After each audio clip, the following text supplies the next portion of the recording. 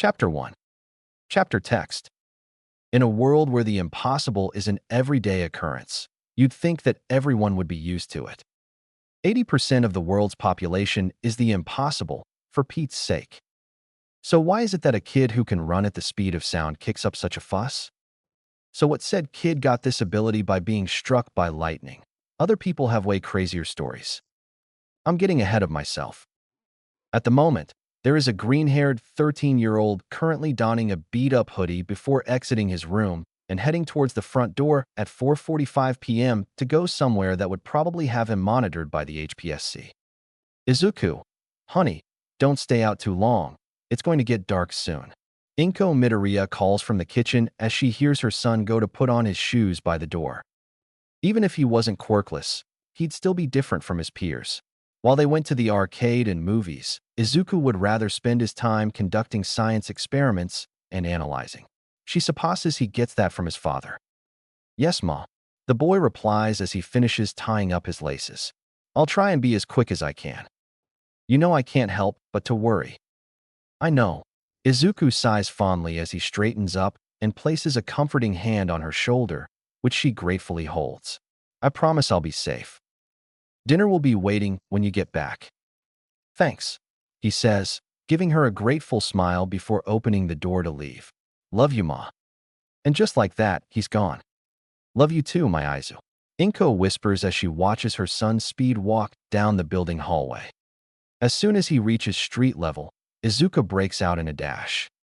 He can't fight the grin that tugs at his lips as his feet hit the pavement as fast as his legs would take them. Over the years, he couldn't help but to enjoy running. With the amount of time he's had to, how could he not? In a way, Kakin and the others helped him find something he loves as much as science, and that makes him feel even just a little bit safe. And besides, what's better than using something such as that to take him to his sanctuary? The place in question is an abandoned mall that he and a couple other individuals found, and have been using for a couple years now after Inko banned experiments because he almost set the apartment on fire with an unstable solution. He finally reaches his destination and rushes through the secret entrance.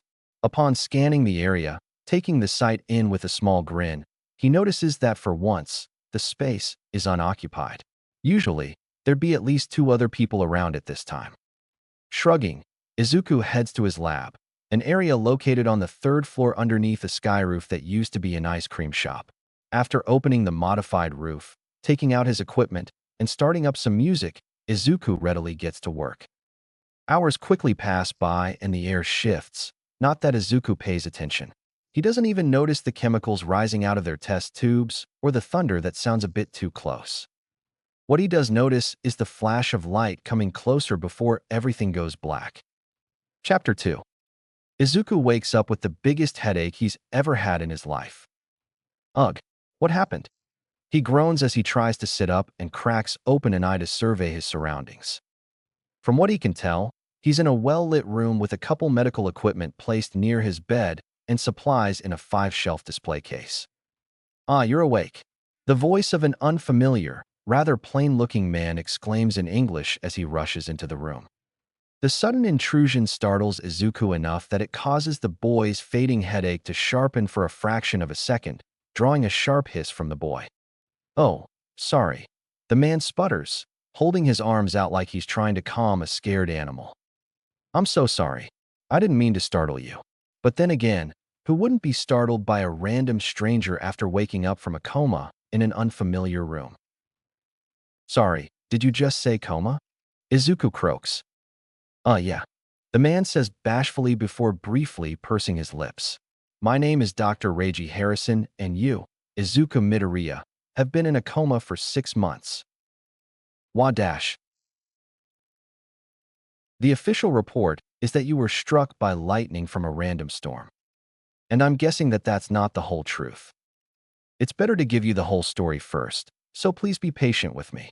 Izuku nodded his assent, and Dr. Harrison sits down on a medical stool next to Izuku's bed before beginning. My colleague and I were in the Musadafu region for an important project. We were going to finally finish building a particle accelerator. Izuku's eyebrows fly up at this. A particle accelerator during this time and age was nearly unheard of, Most scientific advancements or projects were mainly done for the sake of quirks in one way or another. We would have built it here, in the States, but he seemed homesick and I also wanted to see my parents, to show them that there was more to life than quirks and heroes. God, I'm such an idiot. Izuku's eyebrows furrow as he fights the urge to argue with him, to tell him that those were valid reasons and that he was just trying to make a difference in his own, albeit petty, way, but he chooses instead to listen to the anecdote. Just before we were going to try and run it for the first time, I noticed that a couple things were off, so I tried to stop the kickoff to fix the mistakes. Dr. Harrison takes a pause and heaves a big breath as a flash of anger flits across his face. He disabled the computers and attacked me while screaming about his greatest creation. By the time I was able to subdue him and shut the particle accelerator off, it was too late. A storm had formed from the black matter produced from the collision, and the lightning bolt struck you. Izuku feels another headache begin to form as he takes in this information. So, the teenager says as he gathers his thoughts, basically, your colleague wanted to play God and make a storm, and me being in a coma is a result of that. It was both of our faults. I should have been more vigilant. Izuku frowns in doubt. As someone who's been fucked over by an individual that he placed his trust in, he's learned that there are just some things one can't help. You know, Dr. Harrison says as he leans just a bit closer with a grimace on his face. When I went to look through his belongings for some kind of clue as to why he'd do this, I saw your name and information, along with a bunch of other things. He was obsessed with your father, you see. Izuku's eyes widen a fraction at this information. They had worked on a couple projects here and there before. When your father passed, he was Dr. Harrison inhales sharply, tilts his head to the side, and looks down before looking back up at Izuku. He took that obsession and shifted it to you. In his papers, he would ramble about legacies and, anyways, he wanted the storm to do something to you, to affect you in some way. So the reason why I'm here, wherever here is because, oh, this is my lab, well, part of it. I wanted to see whether or not he was successful. I hoped he wasn't, but it doesn't seem to be the case. I should give you some time.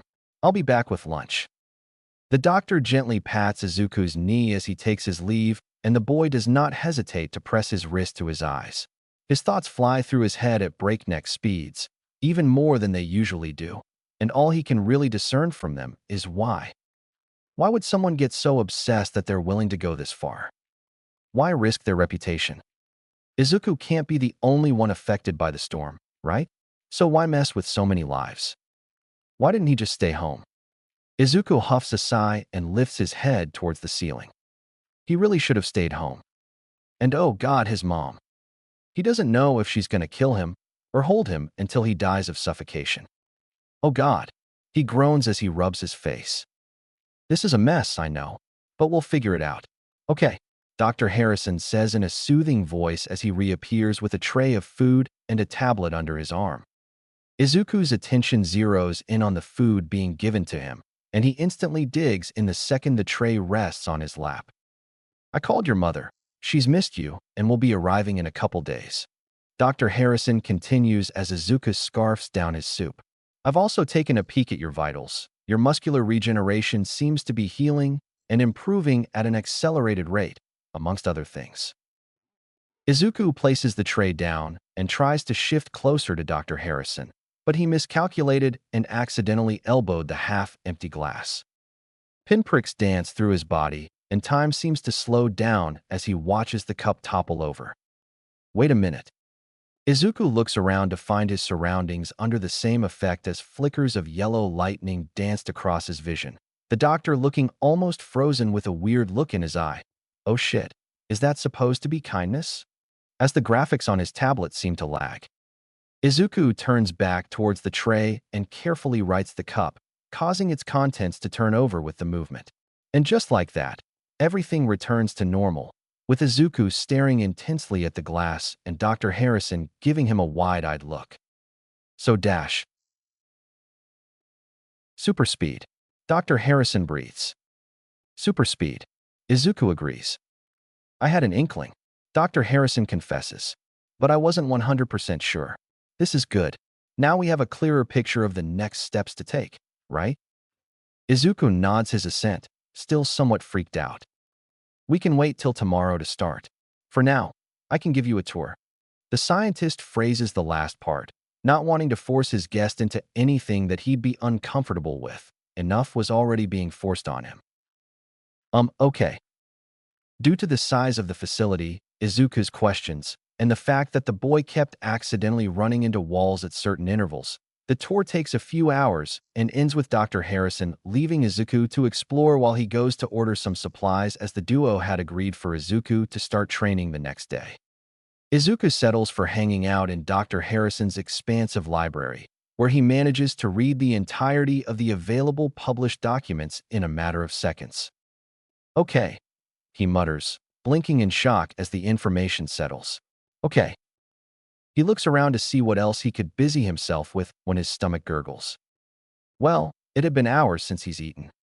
His speed once again unconsciously kicks in, and the boy finds himself soon staring at the kitchen fridge before shuffling through the cabinets and assembling himself a mini feast. Wait, Dash, he said perplexed, looking at just the amount of food he procured. That's Dash. Good. Dr. Harrison interjects as he walks through the doorway. Sorry, it's just, I took a look at your vitals again, and it seems like your metabolism has sped up significantly, which is to be expected, of course, and so your body has chosen to subconsciously communicate that. Are you like me? Izuku asks with a scrunched nose and tilted head. Can you go fast? He clarifies when the scientist pulls a confused face. Oh, Dr. Harrison acknowledged. No, I was just nearby. Oh, yeah. Plus, I'm quirkless. He revealed as if he was simply telling Izuku his shoe size. Wait, seriously? Izuku exclaims, leaning forward in his seat. You're not joking? You're not going to say CK, right? Who would joke about being quirkless? The man asked, completely puzzled. You'd be surprised. Oh well, why sure, crap.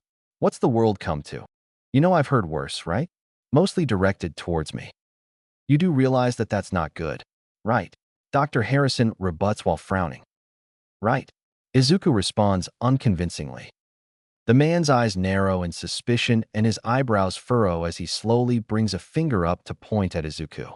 Deciding to save that talk for later, the man decides to venture to find himself some food. Mind if I join you? The man asks, gesturing to the empty seat across Izuku while cradling his bowl of cereal. Izuku waves to the aforementioned seat and resumes eating as the older man joins him. The duo are content to sit together in a comfortable silence for some time before growing bored and engaging in conversation. That night, as soon as Izuku's head hits the pillow, he is instantly transported to a headspace like the one when he first activated his speed. Now that he could really feel it, it felt rather nice. Peaceful. Exactly how it would feel when he ran. Like it was just him and an old friend and nothing else mattered. Izuku wakes up the next day more well-rested than he's been in years and more than ready for the day. That being said, he does admit that he misses his phone, which had his music and his mom's number. But, hopefully, she'll bring it when she visits. The thought makes Izuku pause as he tugs one of the fire-resistant sweatshirts provided for him over his head. Anyone else would have been upset at missing school, right? They would have been more upset at the fact that their life has been impeded, that they have been taken away from their friends and family. Don't get him wrong, he's pissed.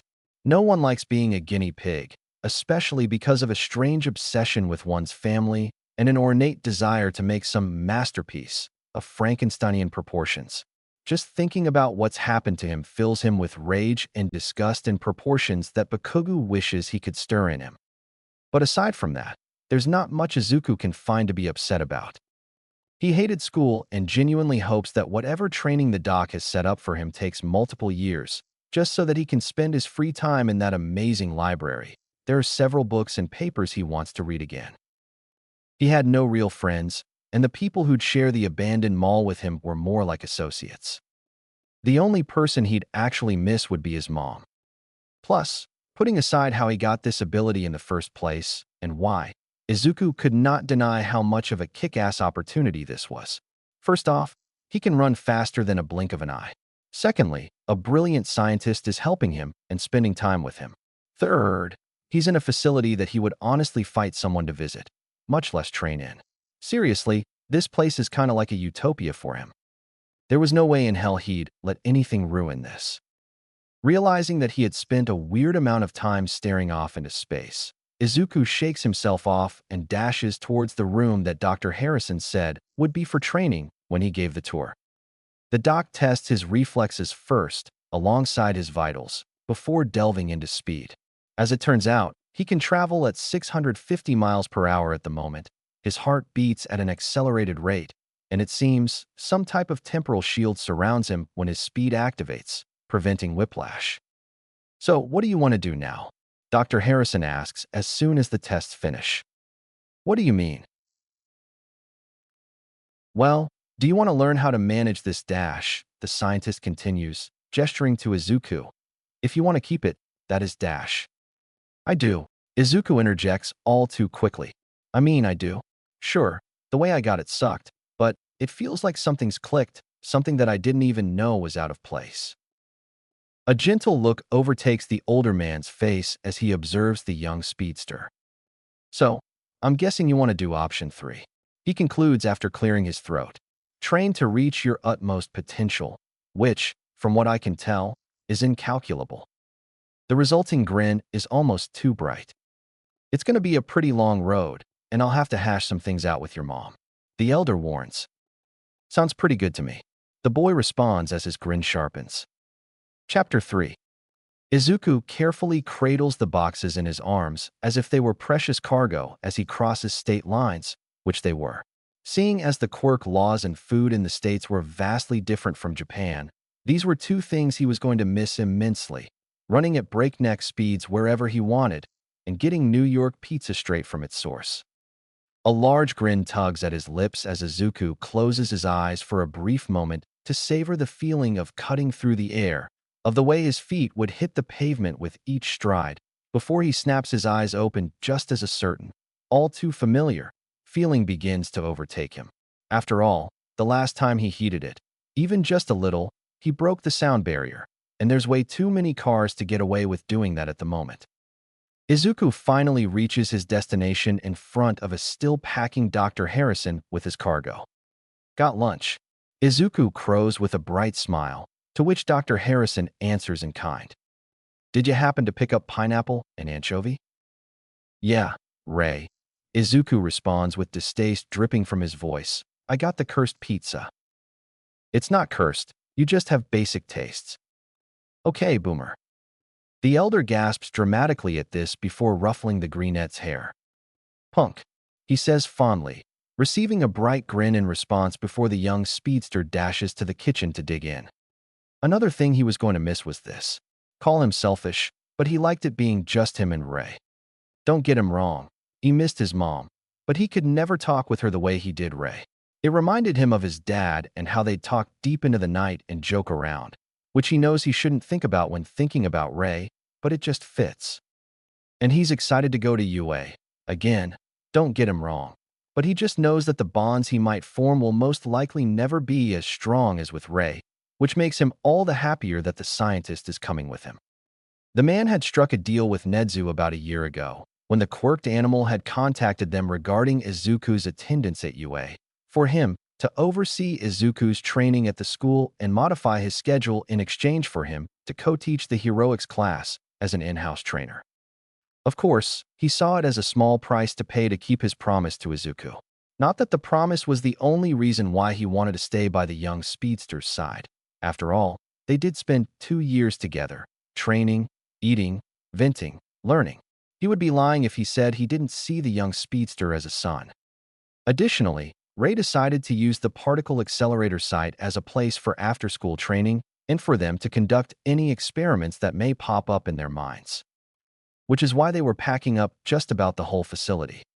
Izuku leaves the accursed pizza sitting on the kitchen counter before dashing off to finish packing, finishing in a matter of minutes before racing back out for some authentic Tennessee ribs and a slushie on the way back. Oh, so you're just straight up binging. Izuku takes a long sip of his slushie while staring into Reggie's eyes. You do know that we'll have a food fabricator at the PA site, right? And there's actually a good amount of American-style restaurants in Japan. But it's not the same. The vibes don't line up. Okay, but you'll live. Oh. Izuku laments dramatically while draping himself on the older man. Woe is me. Doth anyone understand my plight? Chuckling, Ray gently ruffles the boy's hair before jostling his head. Come on, Your Highness, we're going to miss our flight. By the time the duo arrived to baggage claim, the energy buzzing underneath Izuku's skin had formed into a storm that would have driven him mad if he didn't have practice with this kind of thing. Instead, the boy just feels vaguely cranky as they meander along. The second Izuku turns around after retrieving his luggage, his mother seemingly appears out of thin air and crushes him in a hug. Oh, my Izu, she exclaims, ending the hug to adoringly cup his face while looking up at him with stars in her eyes. Look at you. You've grown so much. Hi, Mom. I missed you too. He responds softly while giving her one of his patent megawatt smiles. And Reiji-san, the elder Greenette says as she turns her attention to the scientist. I hope the flight was okay for you. I'm happy you're here. I'm happy to be here, Inko-san. Well, come on, she says as she shepherds the male duo out of the airport and to the car. Okay, the guest room is set up for you, Reiji-san, she states as she drives. It should have more than enough room for your things, and don't be hesitant to ask for anything, okay? Thank you, Inko-san. The labs at the site should be ready soon. Bold of you to assume that I would let you sleep there. Inko disputes in a flat tone of voice. It's a lab, Reiji-san. It shouldn't be normal for you to stay over there after hours. Just agree with her. Izuku leans forward to mutter in his ear. Thank you for your generosity, Inko-san. The woman lets out a pleased hum as they continue on the road. Hi, welcome home, she says as she enters the apartment with the two in tow. The second Izuku crosses the threshold. He is off like a bat out of hell, leaving his shoes by the door before bolting off to his room with his luggage. Oh, well, that is still going to take some getting used to, Inko declares before ushering Reiji to the guest bedroom. Come on, let's get you unpacked. Since Inko had been involved in Izuku's development, she knew exactly what dinner would entail. At least, she thought she knew. Izu, slow down. The food is not going to disappear on you. Inko fusses as she watches her son scarf down yet another bowl of katsudan. You didn't skip out on breakfast, did you? Never. Izuku gasps as he finishes his current serving before going for yet another one. He's just always like this. Reiji reassures with a comforting grin. I mean, we know he's supposed to eat large quantities of food, but even I didn't think he'd form a black hole for a stomach. Izuku pauses in his eating to stick his tongue out at Reiji. The elder Midoriya snickers at this while Reiji flicks a grain of rice at him, earning an offended squawk from the boy. The resulting smile that graces Inko's face is enough to make the two pause and marvel at its brightness. Mom dash. I'm just really happy you're home. The both of you. Mom dash, Izuku mutters again with red cheeks before smiling softly at her. We're happy to be here. Now, don't forget, you two have a meeting first thing in the morning, so you have to go to bed straight away. Yes, ma'am. Yes, Mom. The next morning, the inhabitants of the Midoriya apartment wake to Izuku's music blasting full volume as the boy readies himself for the day while casually using his speed. Not that they actually minded, as Inko found herself slightly dancing as she cooked breakfast and Reiji tapped his foot while buttoning up his shirt before doing his tie. The duo leave promptly, with Izuku wearing one of the ugliest shirts Reiji's ever seen and staving off his urge to just take off with his music, this time played through noise-canceling headphones, and Reiji anticipating just how their meeting would go. Well, that, and keeping a lookout for Izuku.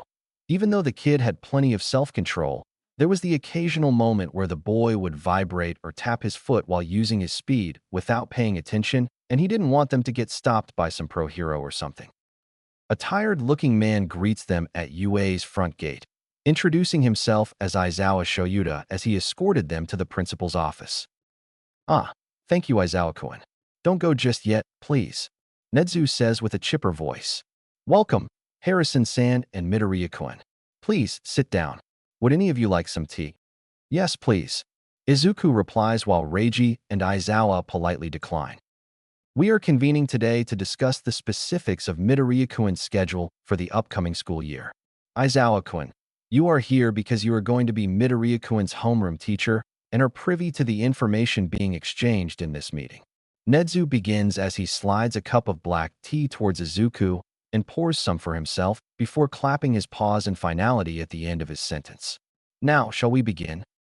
If it's all right with you, I would like to train Izuku after lunch as he is already fluent in English and has a degree in physics, which you already know. Besides, that is when he has the most energy. Sounds perfectly fine to me. What are his other degrees in? Aizawa interjects, looking between the two other adults. You said he has a degree, implying that he has more than one. Aizu. Biochemistry, mechanical engineering, chemical engineering, psychology, and architecture. Izuku lists off absent-mindedly, taking a pause from his tea. Maybe I'll go back for one more. But Thinagame that would be overkill when after one really likes act now a talent dash. Reiji places his hand on Izuku's head, snapping the boy's attention into focus. Sorry. It's quite all right.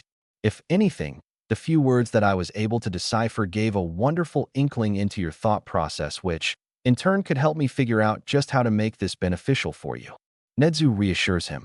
Now, then, Harrison-san, would you be doing any academic exercises with Midoriya-kun during your time with him? Or will his training be strictly physical? Oh, physical. Any and every academic advancement that Izuku pursues can be done with you. Excellent. So, to sum it up, the only class Midoriya will actually be attending with his peers is Dash, Aizawa deduces. Heroics.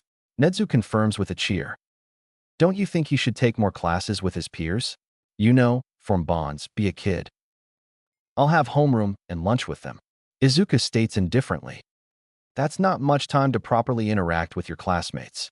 Aizawa argues in a slightly disturbed tone. Izuku blankly stares at him. You know, Aizawa-san is right. Reiji says to Izuku's dismay. You need to interact with people your own age, kiddo. I concur.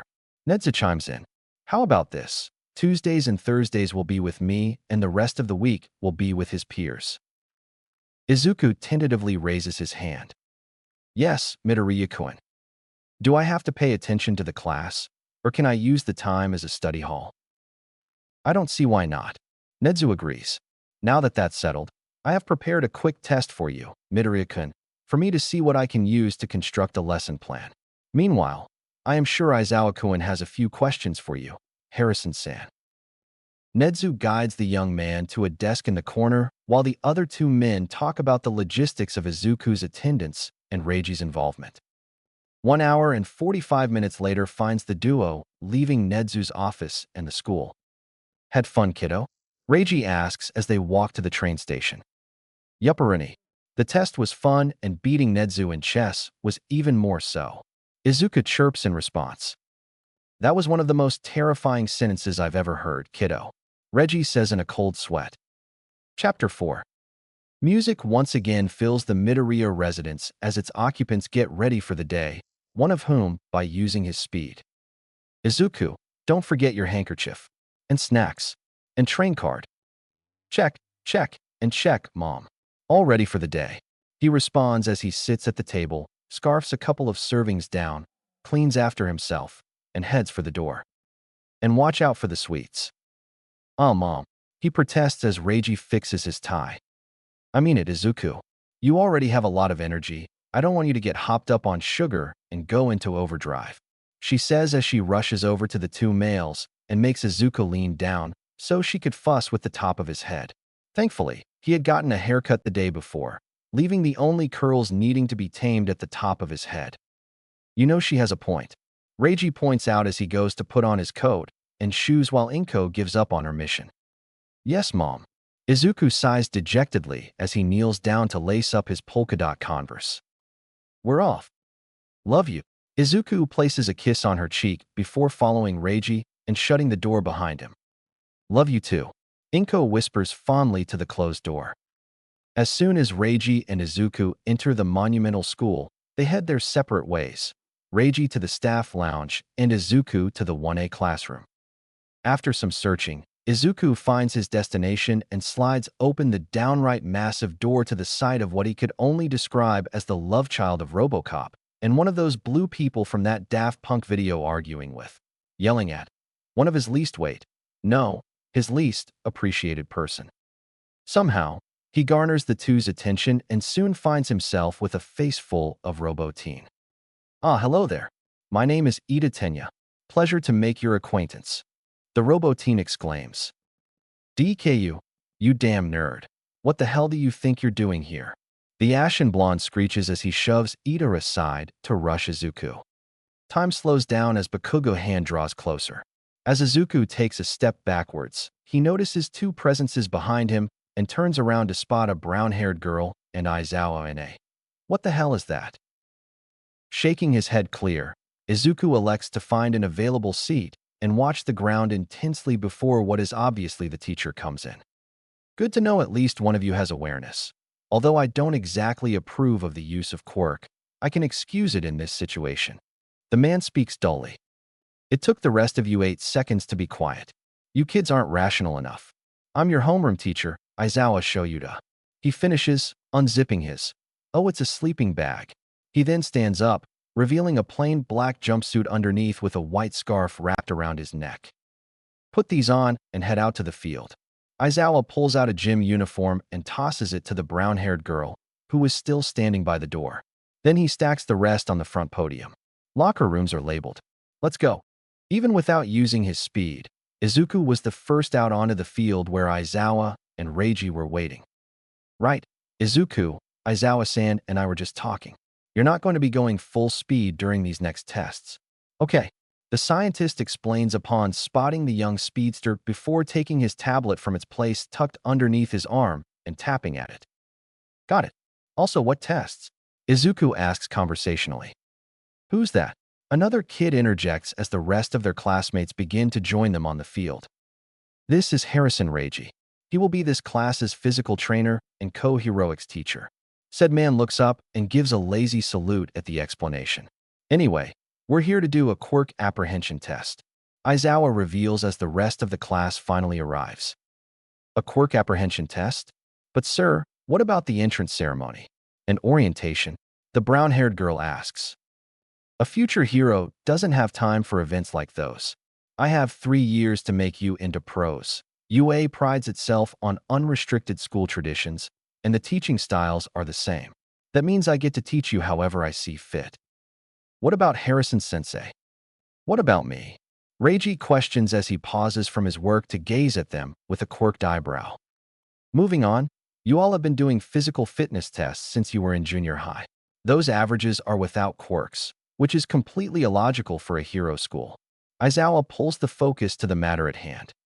Guy really likes logic, huh? Bakugo, you finished at the top of the practical exam, right? In junior high, what was your best result for the softball throw without your quirk? 67 meters. Then, try doing it with your quirk. Aizawa orders as he tosses a metal-infused softball to him.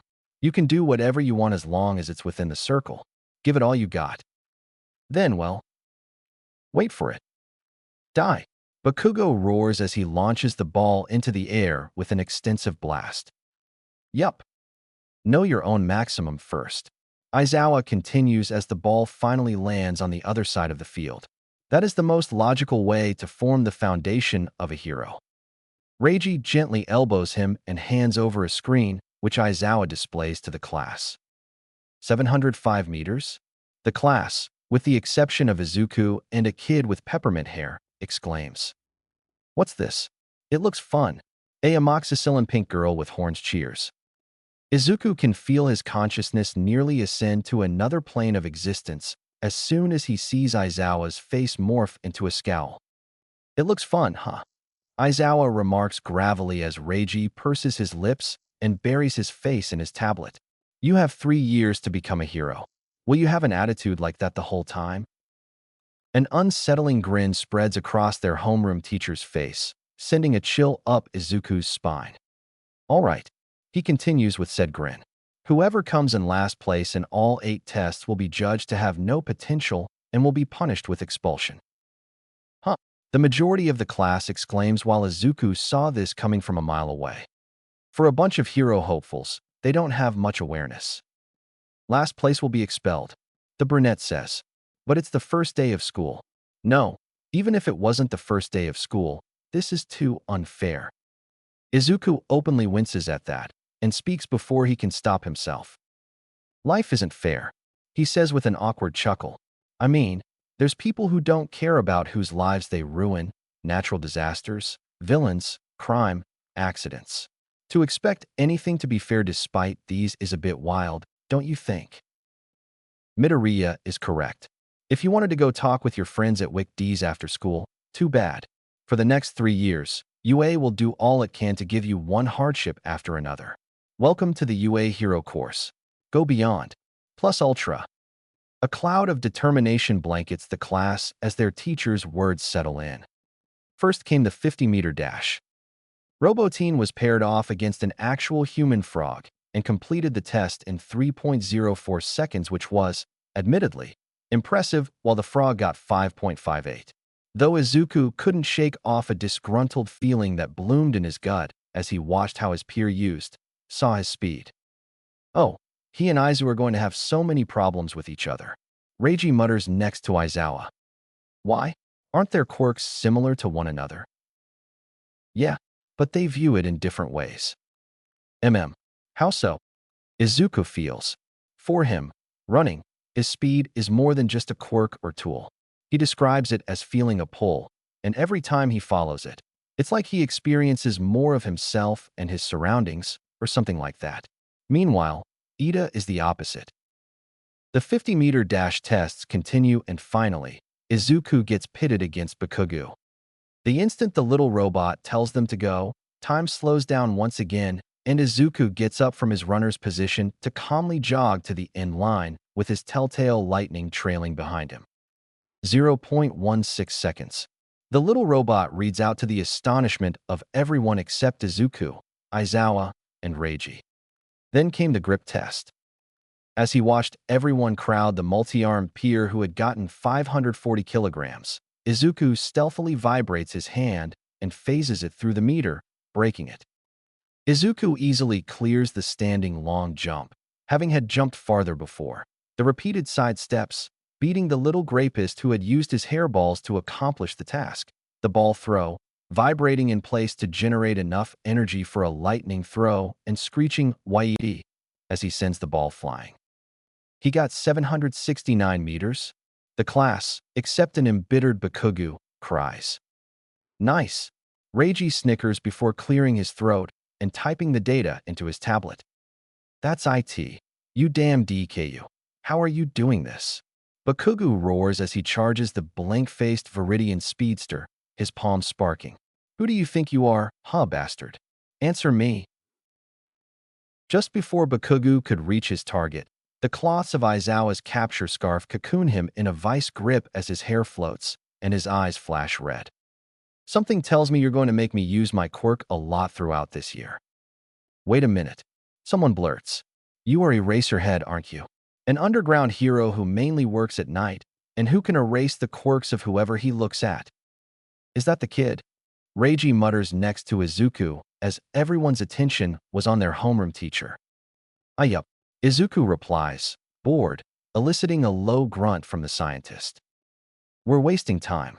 Aizawa grumbles, letting Bakugo loose and continuing on. Whoever's next, get ready. Not wanting to be near the hothead any longer, Izuku zips off to where Aizawa headed. Are you all right? The brunette questions as soon as Izuku is close enough. Oh yeah. He replies nonchalantly. Thanks for asking. Sorry, I didn't get your name. Oh, it's Uraraka Achiko. Nice to meet you. I'm Midoriya Izuku, but you can call me anything except Deku. You too. Is Midori-kun okay? It's perfect. The greenette purrs. The next 3 tests quickly pass by with little fanfare, and they soon gather in a group. Okay, I'll quickly tell you the results. The total is simply the marks you got from each test. It's a waste of time to explain verbally, so I'll show you the results all at once. The person with the lowest score will be expelled. Reggie points a clicker towards the air and presses its button, causing a holographic display to pop up. Izuku's name sits comfortably in 3rd place, right below some person named Todoroki Shudo. In last place was the tiny grapist known as Mineta Minoru, who had also been ogling the shit out of their female classmates and making everyone, even the stony-faced Peppermint, uncomfortable. By the way, I was lying about the expulsion. So that means I have a second chance to stay and watch Yaoyorozu's glorious figure? The grape cuts in, causing the aforementioned girl, and nearly everyone else, to shiver in disgust. Reiji simply turns to Aizawa and quirks an eyebrow, drawing a sigh out of the man. While I was lying about the expulsion, with an extremely unsettling grin, Reiji soundlessly walks up to the grape and picks him up by the back of his gym uniform. The behavior displayed is unacceptable, and it would therefore be illogical to keep someone who thinks it's okay to harass their female classmates in a hero course. Midoriya. Aizawa nods towards the school in a silent order. Reiji hands the load to Izuku, and the young speedster takes off to complete his task of dropping the grape in Nedzu's office before going back to the field in a matter of seconds. Now then, we're done here. Get your curriculum and such in the classroom. Except for Midoriya, dashed. Wait, sir, didn't Midoriya do just fine? Why would he need to stay behind? Uraraka protests, wide-eyed. Relax. We are just redoing a test or two, on account for the fact that Midoriya had been holding back the whole time, and I need to gather accurate data for him. Holding back. The rest of the class thinks in unison. Bakugo grits his teeth at the thought. Sensei, Ida shouts with his hand in the air. If Midoriya really had been holding back as you say, shouldn't his score be lower? Well, according to the fact that we told him to, it should be fine, don't you think? Reiji answers in a bored tone. I see. Ida mutters, dejected. This is unnecessary. You just wanted to see how fast he can go for yourself. Reiji mutters next to Aizawa as he fishes out a pair of goggles. It is a logical thing to do. Aizawa replies as Reiji rolls his eyes and tosses the goggles to Izuku. Suddenly, a thunderclap shakes the ground, and Uraraka is nearly thrown off her feet as Izuku takes off, neon yellow lightning trailing behind him as he goes to redo the distance run. As usual, everything else seems to melt away as Izuku lets himself run and feel the ground beneath his feet, feel the air rushing through his hair, feel the electricity flowing through his veins, and the tug in his very being, unaware of the large grin that had overtaken his face and the beginning whirlwind. All right, speed demon. Reiji's voice crackles in his ear thanks to the microphone embedded in the goggles. Izuku snaps out of the trance and slides to a crouched stop in front of them, even using an arm to help, and huffs out a breath while still grinning like a madman. Any tension that he may have carried bleeds out of his shoulders upon seeing Reiji's thumbs up and Aizawa's bewildered look. All right, Midoriya. Good job, Aizawa declares after clearing his throat as he shakes off his slight awe. Tomorrow will be packed with even more rigorous tests. Prepare yourselves. Hi, Sensei. The greenette chirps, ignoring his classmates' astonished looks and heading towards the locker room. He quickly changes and, under Ida's strict supervision, walks back to the classroom, tuning everyone else out as he focuses on the papers in front of him. After speed reading the provided handouts, Izuku proceeds to pack up and head towards Nedzu's office without a word to anyone else. So did you expel him?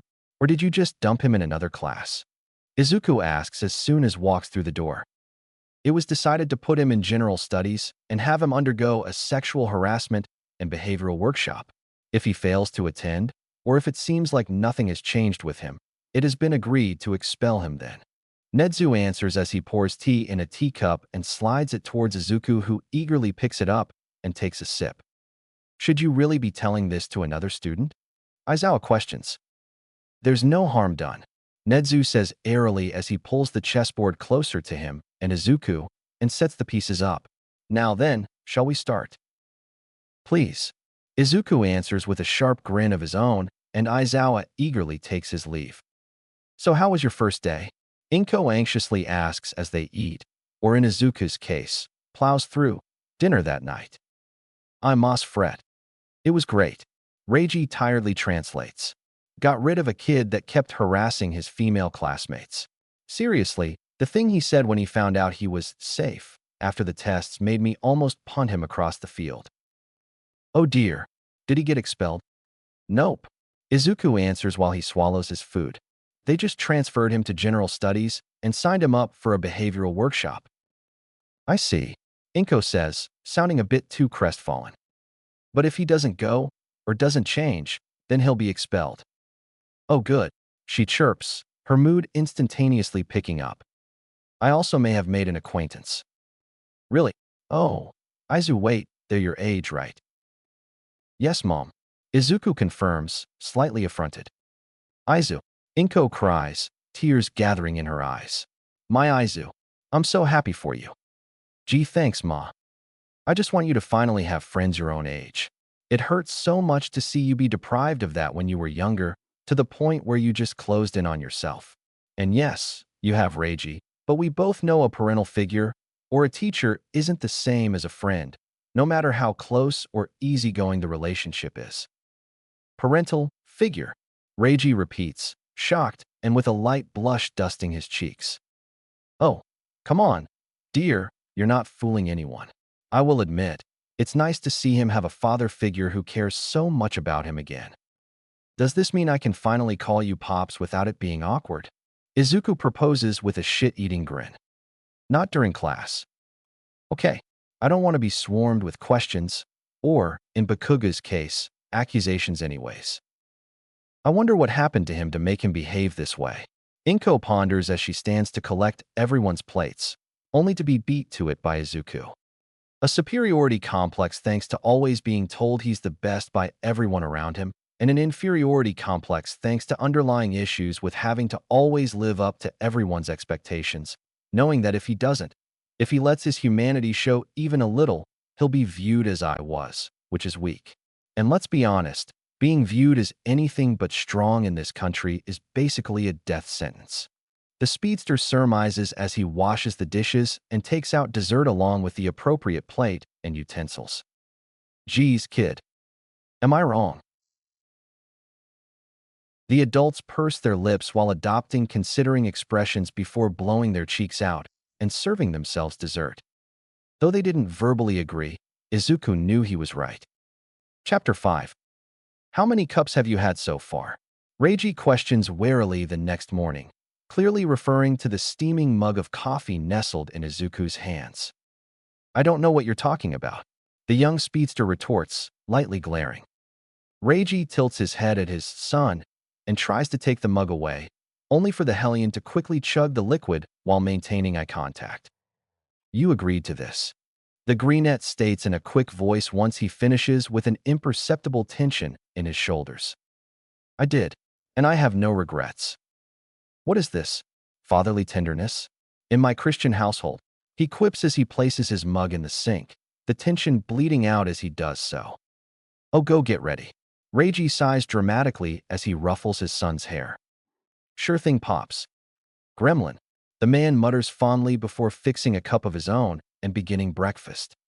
Unbeknownst to them, the lady of the house, who had woken up thanks to the smell of freshly brewed coffee, had overheard everything from behind her door and was currently clutching her hand to her chest with a happy, albeit watery, smile on her face. So, you're going to be co-teaching us today, huh? Izuku says as they walk, or in the greenette's case, skip, to the train station. Yup. Do you know who the other teacher is? The greenette asks as a small Cheshire grin grows on his freckled face. By your tone of voice, I'm guessing it's someone who's going to make me want to catapult myself into the sun. Izuku's grin grows larger. Oh God, who is it? Just rip the band-aid off. No, I don't think I will. Izuku replies a little too gleefully. Damn it, Reiji whines. How do you even know who it is? Nedzu told me yesterday after a couple rounds of chess. And by told, I mean I guessed, and he confirmed it. Of course that's what happened. Reiji sighs. God, I've never been more tired in my entire life. He thinks as he watches his son skip off. Come on, old man, we're gonna miss our train. There was a new kid introduced during homeroom, not that Izuku didn't know that it would happen beforehand. Purple, yet more chill than the last one, eye bags for days, and a jawline that personally offended Izuku. His name was Shinso Hitoshi, and, for the first time in a long time, Izuku wanted to actively befriend someone. Mind if I sit here? Izuku asks as he approaches Shinsu's table during lunch with a tray stacked comically high with food. Sure. Thanks. My name's Midoriya Izuku. You can call me anything other than Deku. And let me just say, welcome to 1A. The greenette beams at his target before digging in. Thanks. The purplet responds with a perplexed look on his face as he watches Izuku eat. Hey, Midori-kun, where have you been? I didn't see you for the past couple classes. Uraraka asks as she approaches their table with her tray. Before the verdant speedster could reply, a certain robo-teen bulldozes into their conversation as he joins them without asking. Midoriya, it is unbecoming of a UA student to skip classes. When you wear that uniform, it is a reflection of the school as a whole. It's already bad enough that you use your quirk haphazardly. Must you really disgrace this school even further? First off, isn't it rude to eavesdrop? Izuku responds as lightly as he can. Secondly, you don't get to tell me how to use my speed. You didn't give it to me, and you sure as hell can't take it away. Finally, you really shouldn't assume things about people you don't know. The dick at the end of the sentence went unsaid, no matter how much Izuku wished for it to leave his mouth. Instead, the boy decides to stuff his mouth with more food. Anyways, Izuku begins in a lighter tone as soon as he swallows what was in his mouth. I actually have a different schedule than you guys. Up till this next class, I'm with Nedzu. Wait, seriously? MHM. Izuku confirms with a full mouth as he digs around in his pockets and hands Shinso his schedule. Ida and Uraraka rush to read it over his shoulders. I see. Ida grits out. Although, must you really eat like that? Izuku washes down his food with his soda and gives Ida a blank stare. Come on, can't we all be friends? Uraraka pleads. Fine. Only because you're the first friend, who's my age, that I've had in a while. Izuku informs Uraraka before gesturing to Shinso. And I also really want to be friends with Shinso. Thank you. Wait, what? Uraraka splutters as what Izuku said catches up to her.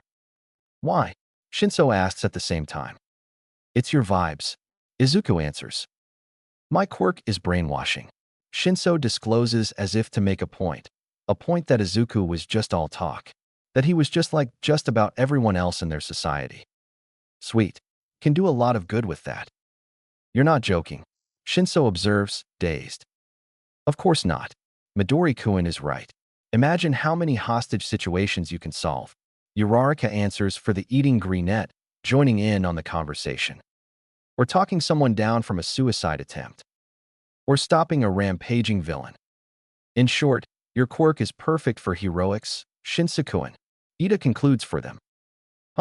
Maybe he's not as much of a dick as I thought. Izuku thinks as he studies the blue-haired teen. Lunch passes with not that much fanfare, and the next thing they know, they are sitting at their desks, eagerly waiting for heroics class to begin. I am here. A voice booms from outside the door. Coming through the door like a normal person with your CO teacher. The one, the only, All Might announces as he quite literally bursts through the door. My guy, chill, Izuku's sweat drops. He's not the only one as he catches Jairu, Suji, and Koto wincing from the noise. Reiji follows behind All Might, looking like his entire soul has been sucked out of his body, as the hero marches into the room while wearing a costume from his Silver Age. We are going to be teaching you hero basic training.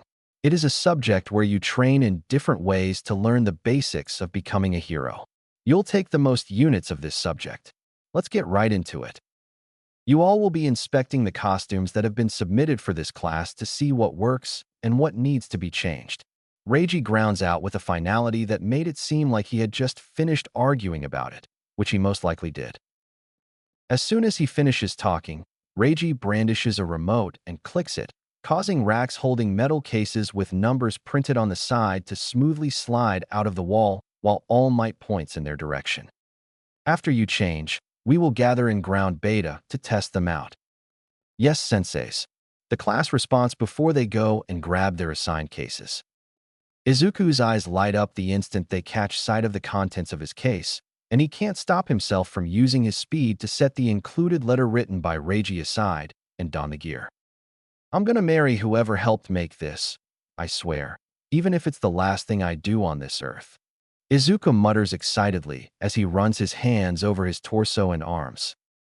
The costume was a forest green bodysuit made with a durable yet breathable material, had silver accents that formed jagged stripes reminiscent of lightning bolts on the sides, and a neckline that formed into a chin strap. The ensemble was complete with black boots made out of shock-absorbing materials with silver decals like the ones on his suit, and a pair of black round aviator goggles that he wore comfortably on his forehead. It's just a costume. Shinso deadpans. Jealousy isn't a good look for you. Who said I'm jealous? Okay, all right then. I'll remember this when yours comes in. Izuku warns jokingly, to which Shinso rolls his eyes. They finish suiting up and the young speedster struts out to ground beta with his peers, feeling like 10 million yen. His mood, however, quickly sours when he sees his female classmates. They say the clothes make the man, young men and ladies. Be fully aware, from now on, you are heroes. Some of them pose, inspired by their teacher's words, but all Izuku can do is look bewildered at what he's seeing. About half of his female peers look somewhat uncomfortable in some shape or form, or are exposed, and it seems like the others haven't even noticed or they just don't care. That's great, everyone. You all look so cool. All Might booms, causing Reiji to finally look up at him as if to ask if he'd lost his mind. Is something the matter, Harrison-kun? The aforementioned man massages his temples while letting out a throaty grunt. Yaoyorozu, Reiji begins, looking up at his student with barely restrained anger. Did you? Who signed off on your costume? A support company that is partnered with the school. I am not surprised by this design since my quirk requires exposed skin, especially where I have the most fat. You know there's materials that can be used that can self-repair or can even be made out of your DNA, so you can easily use your quirk and be well protected, right? No, I did not. The girl confesses with a slight blush. Reiji gives Izuku a look as if to say, what the hell? To which the boy shakes his head in shared disbelief. Did no one seriously tell you? Hagakure as well. Reiji questions, noting that the invisible girl was really only wearing a pair of gloves and boots. And Uraraka, I can't help but to notice that you look uncomfortable and that they gave you heels. I wanted a space-themed suit, but since I didn't write what I wanted exactly, it ended up being a skin-tight bodysuit. The brunette admits. Okay, you know what? How many girls are completely satisfied with their costumes? Only Azui, Ashido, and Jairu raised their hands. Boys. While all of them, except for Shinso, raised their hands, Reiji counted at least 3 costumes he thought could be improved. For fuck's sake. He sighs tiredly before steeling himself. At least we have part 1 figured out. So next, I'd say to fan out, test how your costumes feel with your quirks. What do you think, All Might? I think it's a wonderful course of action. All right, so I guess you oversee one half and I take the other? Reiji asks as he fishes out his phone from his pocket while handing his tablet over to the hero so that they could monitor the class from the devices. Sounds good to me. How does he manage to yell all the time? Izuku mutters to Shinso as they walk off. Beats me. Shinso Hitoshi, right? Reiji calls as he approaches them. You just transferred so you don't have a costume, correct? Did you submit your specification form already? Or do you still have to do that? I started working on it a little, but there are some things that I'm not sure about that I want to decide on before I turn it in. Okay, well, why don't you tell me what you have so far, and we can figure out the rest together. Reiji proposes with a comforting hand on the boy's shoulder. While Shinso and Reiji branch off, and Uraraka tests her gear while noting what other changes she wants to make, Izuku decides to test his out with one of his more intricate abilities, phasing. Unaware of the ruby and navy blue eyes watching him, Izuku pulls his goggles down over his eyes, jogs to a clear spot, and takes off. Just as every other time he runs, he surrenders. This time, however, instead of following the pull, he focuses on his body, how his cells, and the cells of the suit, vibrate, and charges full speed into the impending building before sliding to a stop on the other side, right in front of Kirishima. Whoa, Midoriya, how'd you do that? That was so manly. Oh, thanks. I just vibrated myself to match the same frequency as the particles in the air while I ran. Seriously? You can seriously do that? Mina exclaims as she rushes over. Yeah. All right, everyone, back to work. Come on. Reiji orders as he approaches the little group, leaving Shinso to his own devices for a bit. So, how's the suit working out for you? He asks once everyone's dispersed. If this suit told me to kill someone, I would do it without hesitation. The speedster responds with faux sincerity. Midoriya, Ida exclaims from somewhere behind them after having eavesdropped on their conversation. It is unbecoming of a hero to talk that way. It is our job to be pillars of morality, and if yours is that loose, then you have no business becoming one. I'm sorry, are you a teacher here? Do you have any control of who gets accepted or expelled in this school? Are you a god? Izuku coolly questions as a sullen and sour look passes over Ida's face. No? Then keep your mouth shut. Oh, and by the way, it was clearly a joke. He throws over his shoulder before taking off to test his suit some more, as well as distract himself from the tight feeling that had bloomed in his gut and the slight vibrating of his hand. Hey, kiddo, why don't we take a detour today? Reiji suggests upon seeing his son's uncharacteristic downcast face while they leave the school grounds once classes had ended for the day. Sure. What? I just figured we could use some Pop's Hellion time. Reiji explains as he drapes his arm across Izuku's shoulders. We haven't been able to hang out that much since we got here. Okay. Reggie confirms before ruffling the greenette's hair. Okay. So where are we going? I have no idea. The resulting snort makes the brief second of looking like a dork worth it. Chapter 6. What in the damn hell? Reiji mutters as he watches the swarm of press convene in front of the school gates from his desk in the administration office. Vultures. Oh geez, Aizawa. Reiji starts before catching his breath and composing himself. Shouldn't you be down there telling them off, or something? However they decide to waste their time is not my problem. Even if they're harassing students? Reiji questions blankly, sparing a quick glance outside.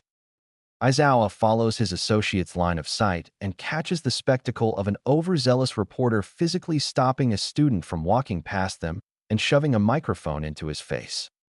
Damn it, the dark-haired hero mutters as he rushes out of the room. If Reiji cracked up at his co-worker's misfortune, well, that's no one's business but his own, and maybe Yamada, who had joined him at some point.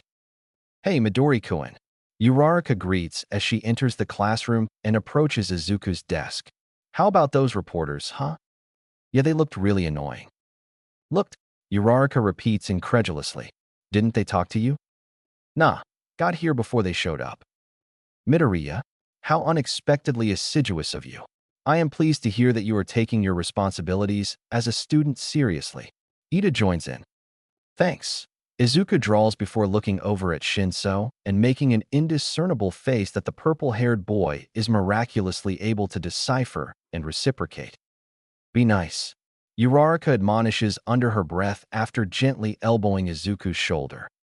I am, he murmurs as he rubs the sore spot. By her pout, it is clear that she doesn't agree. Sit down in your seats. Aizawa orders as homeroom begins. Harrison-san notified me of yesterday's affairs, and so if any of those whose costumes need to be revitalized have not done so already, you are to go to the development studio, where Harrison-san and Maijima-san will be the ones in charge of fixing or remaking your costumes. That aside, sorry about the late notice, but today I'll have you decide on a class representative. Izuku could almost laugh at the unremarkableness of the demand while the rest of the class sighs in relief before descending into chaos. I want to be class rep. Pick me. Me too. I want to do it too. This job is made for M-. I'll be the leader. Let me do it. Me. Silence, please. Ida shouts, attempting to calm everyone down. It is a job with the serious responsibility of leading others. It is not a job for just anyone who wants to do it. It is a calling that requires the trust of those around you. If we want to use democracy to decide on a true leader, then we should hold an election to choose one. Your hand is raised the highest. The class exclaims in shock. Why did you suggest that? Kaminari questions once everyone had calmed down a little. We haven't known each other for that long. So how can we have trust or anything? Azui adds on. If that's the case, and everyone votes for themselves, don't you think that is precisely why whoever receives multiple votes here can be considered the most suitable person? Ida defends. What do you think, Aizawa-sensei? I don't care, as long as you decide before homeroom is over. Thank you very much. Izuku doesn't have to think long to write the name of his nominee down on his piece of paper. From what he'd observed, Yaoyorozu fit the role of class rep perfectly. Besides, heaven knew she could use the confidence boost. With all the papers turned in and tallied, Yaoyorozu wins with 3 votes, and Ida is chosen as her deputy, having 2. What the who voted for them? But Kuga barks as the two go to stand at the podium. Well, it's better than voting for you. Shiro retorts. What did you say? Izuku presses his lips tightly together to keep from giggling at the exchange. Nevertheless, a small snort escapes, which he covers up by clearing his throat. Thank you for your votes. We shall endeavor to serve to the best of our ability. I still can't believe that your schedule is like that, Shinso says as they exit the classroom for lunch. I can't believe that you carry around a laminated card that lets you get away with not paying attention in class. Uraraka joins in. I pay attention, just not to what you guys are learning. Izuku responds in an attempt to justify himself. And also, have you met Ida? Why wouldn't I have my fuck off card? Midori-kun. Uraraka pouts as she grabs a tray of food. Hey, I didn't say anything mean. Izuku objects to Uraraka's silent reproach. Did I, Shinso? Shinso shakes his head, agreeing with the green speedster. At least he's immersing himself into his role of vice class rep, the purplet adds with a small smirk. Honestly, Uraraka pouts as she sets her tray down and takes a seat. Ida finally joins them just as they begin eating after having discussed some things with Yaoyorozu at her table. This rice is delicious. Uraraka sighs as she eats enthusiastically, though not as much as Izuku usually would. Speaking of the green speedster, God, I wish I had a burger. Izuku sulks as he pokes around his bowl of ramen. You all right there, Midoriya? Shinso asks, noticing his friend's mood. HM? Oh yeah, I'm fine. Izuku reassures the purplet before turning his attention to the blue-haired teen across from him. Congrats on the position, by the way, Ida. Oh, thank you, Midoriya. I am most grateful for your support. Hey, Ida-kun, I've been wondering, are you a rich boy? Wow, she just went right out and asked it. Izuku and Shinso think as they watch the two's interaction. Rich, Ida pouts. I tried to change how I talk because I didn't want to be called that. He admitted it.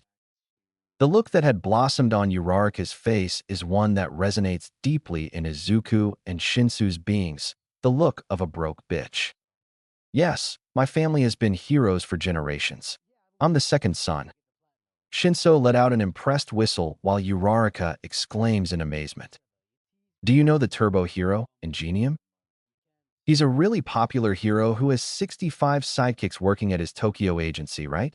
Izuku infers. I'm guessing he's your older brother, too. You are correct. Telling us straight out, huh? Shinso notes blankly. That's amazing.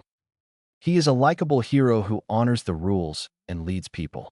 I set my sights on being a hero because I want to be like my brother, Ida avowed with a gentle smile on his face at the thought of his personal hero. You know, this might be the first time I've seen you smile, Ida. Shinso points out. I honestly didn't think he'd be capable of it. The green speedster thinks to himself as he buries himself in his food, as usual. What, really? I smile. X to doubt. Suddenly, the sound of an alarm blares throughout the school, startling the cafeteria's occupants. Izuku simply looks up from his food, more annoyed than anything. There has been a level 3 security breach, a voice announces over the intercoms. What? Someone shouts. All students please evacuate outdoors promptly. What's level 3 security? Ida asks a passing upperclassman. It means someone is trespassing on school grounds. I've never seen anything like this in the 3 years I've been here. You should hurry too. The student explains before rushing off. The hallways were nothing short of pandemonium, with people shoving each other left and right and falling over each other. It was like that scene in one of those old pre-Quirk zombie movies where the zombies were trying to climb a giant wall. Who in the world trespassed? Ida exclaims as he and Izuku are pushed into a window. The greenette is the first to notice the press on the other side of the glass, trying to haggle their way inside. Fuck king vultures. I wondered what it was, but it's just the media. Ida observes before trying to calm everyone else down, only to get pushed into the window again. Ida, Midori-kun. Uraraka's strangled voice cries out from somewhere in the crowd. From what they can see, she's not that far from them, at least not yet. Meanwhile, Shinso is nowhere to be found, and the crowd is slowly carrying her away like a riptide. Uraraka. The boys cry out in alarm. Suddenly, an idea pops into Izuku's head. Ida, he calls to the other speedster, grab Uraraka's hand. She can make you float. What? What are you talking about, Midoriya? Just trust me. The Blueonette begrudgingly relays Izuku's suggestion to the struggling girl, and, with a bit of effort, the two's hands meet, causing Ida to gently float above the stampeding crowd. He quickly uses his engines to tumble through the air towards the wall holding the exit sign and rams into his destination in a pose that made Izuku snicker and gained everyone else's attention. Everything's fine. It is just the media, he announces while holding on to a pipe above his head for dear life. There is nothing to panic about. Everything's fine. This is UA. Let us act in a way befitting the best of the best. The police are here. A student by the windows observes once everyone's calmed down. Oh good. First, I would like to extend a job well done to our class vice representative. Yaoyorozu announces when they return to class before turning to face her deputy. It is thanks to you that everyone was able to calm down and for order to be restored. Her statement is met with cheers from the majority of the class as a small grin blooms on Ida's face. Secondly, we need to select class officers dash. Izuku finds that, for once, he doesn't mind the look Ida sends in his direction. Outside, Nedzu, recovery girl, 13, and Reiji stare at the remains of the barrier that had kept the press out that morning and that had also inexplicably turned into dust. How were the ordinary members of the press able to do something like this? Nedzu speculates. Someone instigated this. Reiji moves closer to inspect what used to be pure metal, now reduced to nothing. Did someone evil slip in, or was it intended to be a declaration of war? A foreboding feeling creeps into the scientist's bones, and he considers the principal's words and what he's seeing. Chapter 7. Izuku wakes up that morning to warning bells ringing all throughout his body. Hey there, kiddo. You alright? Sure. Izuku answers unconvincingly. Just need my coffee. Reiji purses his lips in doubt, but lets his son come to him. Izuku had always let his thoughts be known sooner or later. Actually, the young speedster begins tentatively, breaking the brief silence. Do you feel weird? Weird how? Like something's coming. A storm. Well, Reiji drawls, carefully considering his next words as he places his hand on the boy's shoulder. No matter what happens, focus only on doing what you can. Okay. Yeah. Izuku concedes, visibly relaxing. Reiji gently ruffles his son's hair and opens the door to catch the sight of the number 1 hero overhead, even though school would be starting in a couple hours. Not to mention, last time he checked, Class 1A was to go on a field trip that the hero was supposed to help oversee. The teen shares his dad's look of unbelief and exasperation, even without knowing the complete cause, as they watch the man galvan around as if he doesn't have a job to be at, and like there isn't an abundance of heroes walking around. Despite his dad's words, Izuku still manages to get so lost in own head about the feeling in his gut that he barely notices homeroom starting. For today's hero basic training, it's turned into a class with 3 instructors, All Might and me, and 1 more person. Aizawa announces. The class shifts at this, the same obvious question burning in their minds. Excuse me, what'll we be doing? Zero asks, taking 1 for the team.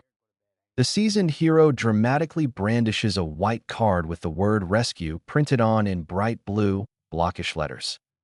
Disasters, shipwrecks, and everything in between. It's rescue training. Excitement jolts through the class, which Izuku honestly should have seen coming. as they've proved to have the temperaments of hyperactive puppies. Or at least, most of them. Izuku thinks to himself as he scours over the still forms of Todoroki, Shoji, Shinso, and Kuda. Hey, I'm not done. Aizawa cuts in irritably. You can also decide if you want to wear your costume or not this time. Some of you still need to revamp your costume, and we don't want your abilities to be limited. The training will take place off campus, so we're taking a bus. That is all. Start getting ready. The tired hero concludes before taking his leave. As usual, Izuku is the first one out without even using his speed and doesn't hesitate to gravitate to his waiting teacher's side. Hey, Aizawa-sensei. Yes, problem child? I think something's gonna happen. I don't know what, but all I know is that it's coming. I see. The perpetually tired hero responds with his eyes narrowed in though. Well, thanks for the heads up, problem child. I'll keep on my toes. As soon as Aizawa finishes talking, Shinso joins them, suited up in a jet black jumpsuit with a metallic face mask, a utility belt secured around his waist, and black steel-toed boots. Whoa, Shinso, holy shit! Izuku exclaims, taking in the sight of the purplet. You look like a sleeker version of Aizawa-sensei. What? No, I don't. The brainwasher retorts with a faint blush dusting his cheeks. Instead of arguing, Izuku simply tilts his head towards his friend with a tight-lipped grin. Shut up. The ensuing chuckle fits the green speedster a bit too well and relaxes the brainwasher a bit too much. Finally, the rest of the class arrive and Ito wastes no time in trying to wrangle them into some sort of seating chart, not that it was needed in the end, as the bus layouts made it possible to sit wherever they pleased. I say whatever comes to mind. Azui Tsuyu croaks across from him. Midoriya. Yes, Azui. Izuku answers, pausing the thumb war he had engaged in with Shinso. Call me Tsu. Sure. What's up, Tsu? You're pretty advanced for a first year. Yeah, dude. You're like crazy fast. Kirishima joins in. It's super manly. Oh, thanks. I've been training ever since I woke up from the lightning strike. Lightning strike? Yeah. I got struck by lightning while conducting a science experiment a couple years ago. When I woke up, I was like this. He explains, punctuating the end of his sentence by holding up his hand and vibrating it. That's kinda crazy, Kaminari exclaims. It's almost like the universe decided to fix its mistake of not giving you a quirk. Not really. Izuku drawls with a quirked eyebrow, choosing to ignore that last part of Kaminari's comment.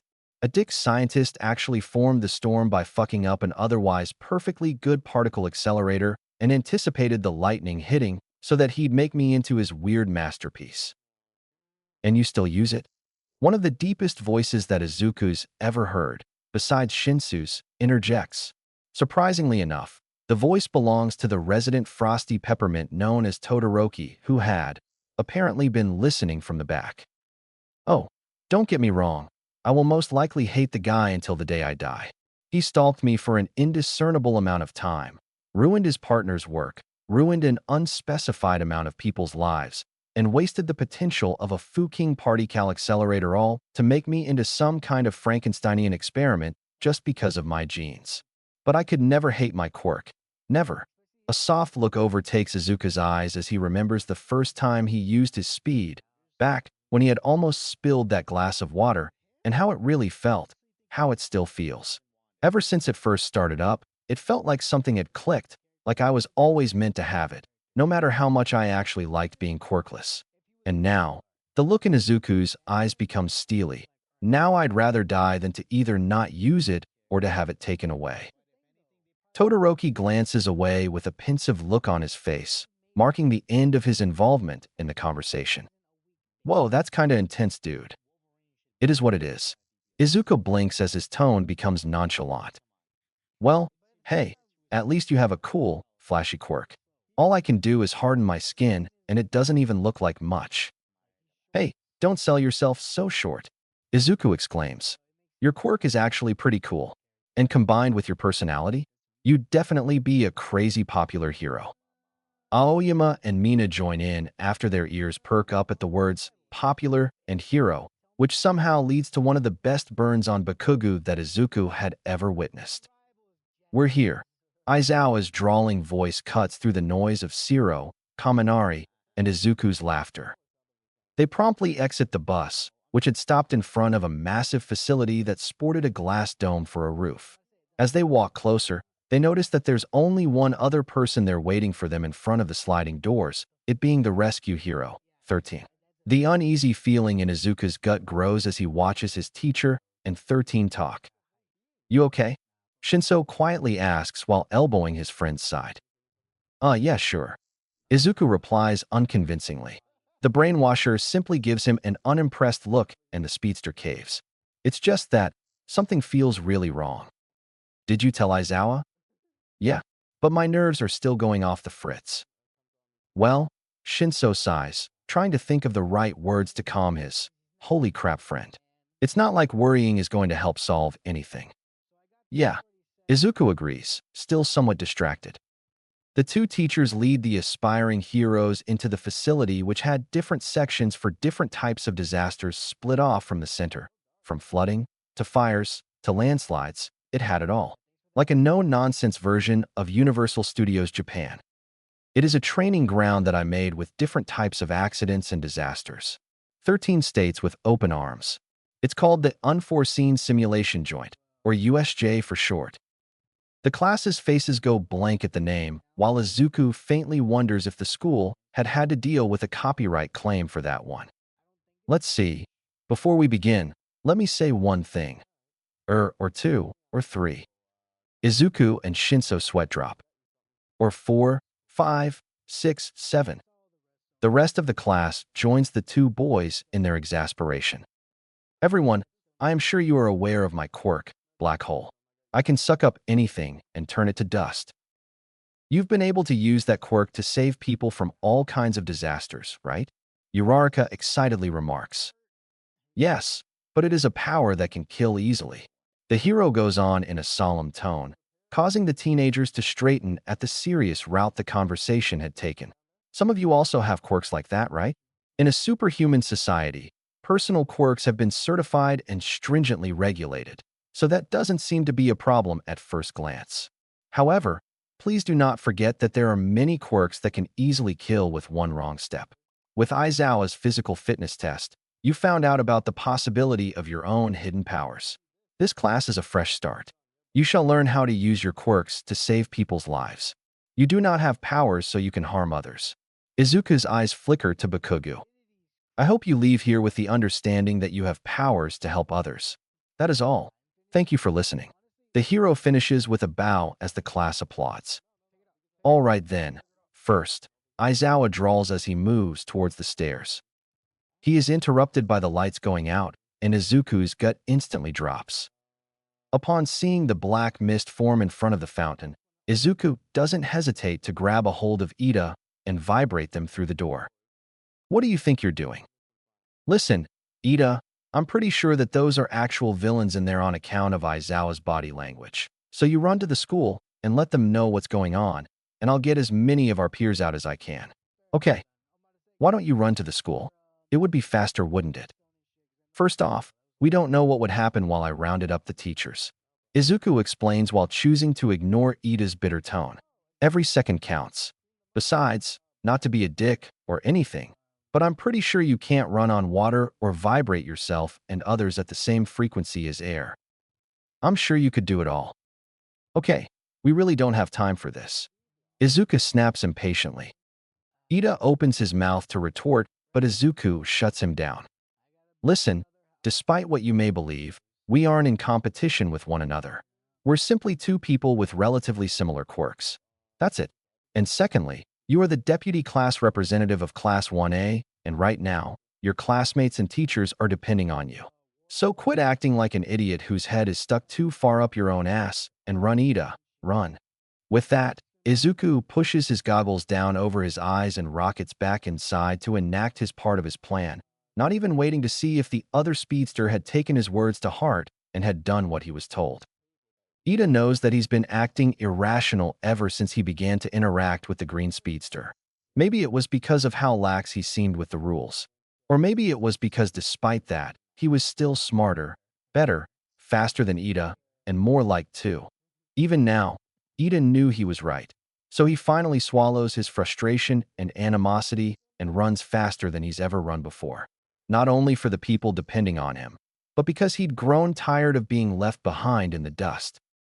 Meanwhile, Izuku had disabled the teleporter with a lightning strike and was currently evacuating his peers in 13, while Aizawa had decided to take on a group of villains at the base, while a crusty-looking guy with, ew, are those actually hands all over his body? What the fuck? Watches with his pet made out of nightmares. No, you cheating hacker. The handyman shrieks as he scratches his neck with the ferocity of someone who'd stepped in poison ivy. Actually, I'd prefer to think that I'm a mini-boss. Izuku quips as he punches a villain who was trying to sneak up on Aizawa away. Nomu, get them. Nope, he retorts as he grabs his teacher and zips away before the beast even reaches them. The small crater made by the abomination's fists where they were just moments ago makes the boy sigh in relief and thank every deity out there that he had super speed. Problem child, you should be with the others. And leave you here? With that thing? Are you crazy? I am a trained hero, not to mention your teacher. Okay, well, let's get to safety first, sensei, then yell at me later. Problem child. The two zip off seconds before the Nomu reaches them, and Izuku can't help but to send a couple bolts to its exposed brain, frying it and rendering it inoperative, as they make their way back up by the door while the handyman has a full-on tantrum. No, my Anoimyu. It was supposed to defeat All Might, not get nerfed by some stupid glitch. Izuku can't help the snicker that escapes from his lips as he watches the wannabe villain stomp around like a child. I'll kill you. I'll kill you, you stupid hacker. You glitch. The sentient dust bowl screeches as he erratically races to where the speedster stands. Aizawa instinctively pushes Izuku behind him.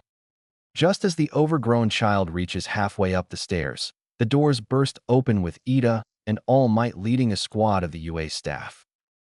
Just before they reach him, a cloud of black and purple erupts underneath his feet, and, despite his speed, All Might misses them by mere seconds.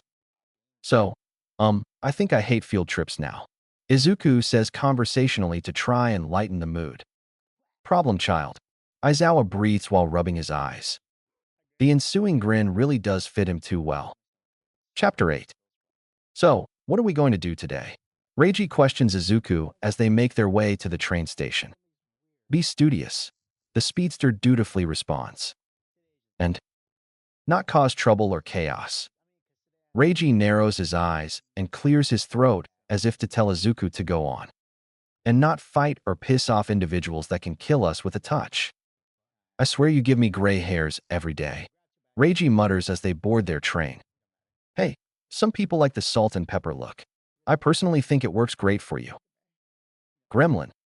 A shadow looms over Izuku as he hunches over his second favorite book. You know, for a super genius, or whatever, you're a real dumbass. Shinso drawls as he leans on the speedster's desk. So I've heard. Izuku replies brightly as he closes his book and straightens up. Bet your folks weren't too happy with you. Hee hee yup. No running or experiments for me for another week. Sad face. How you know what? I don't even want to know.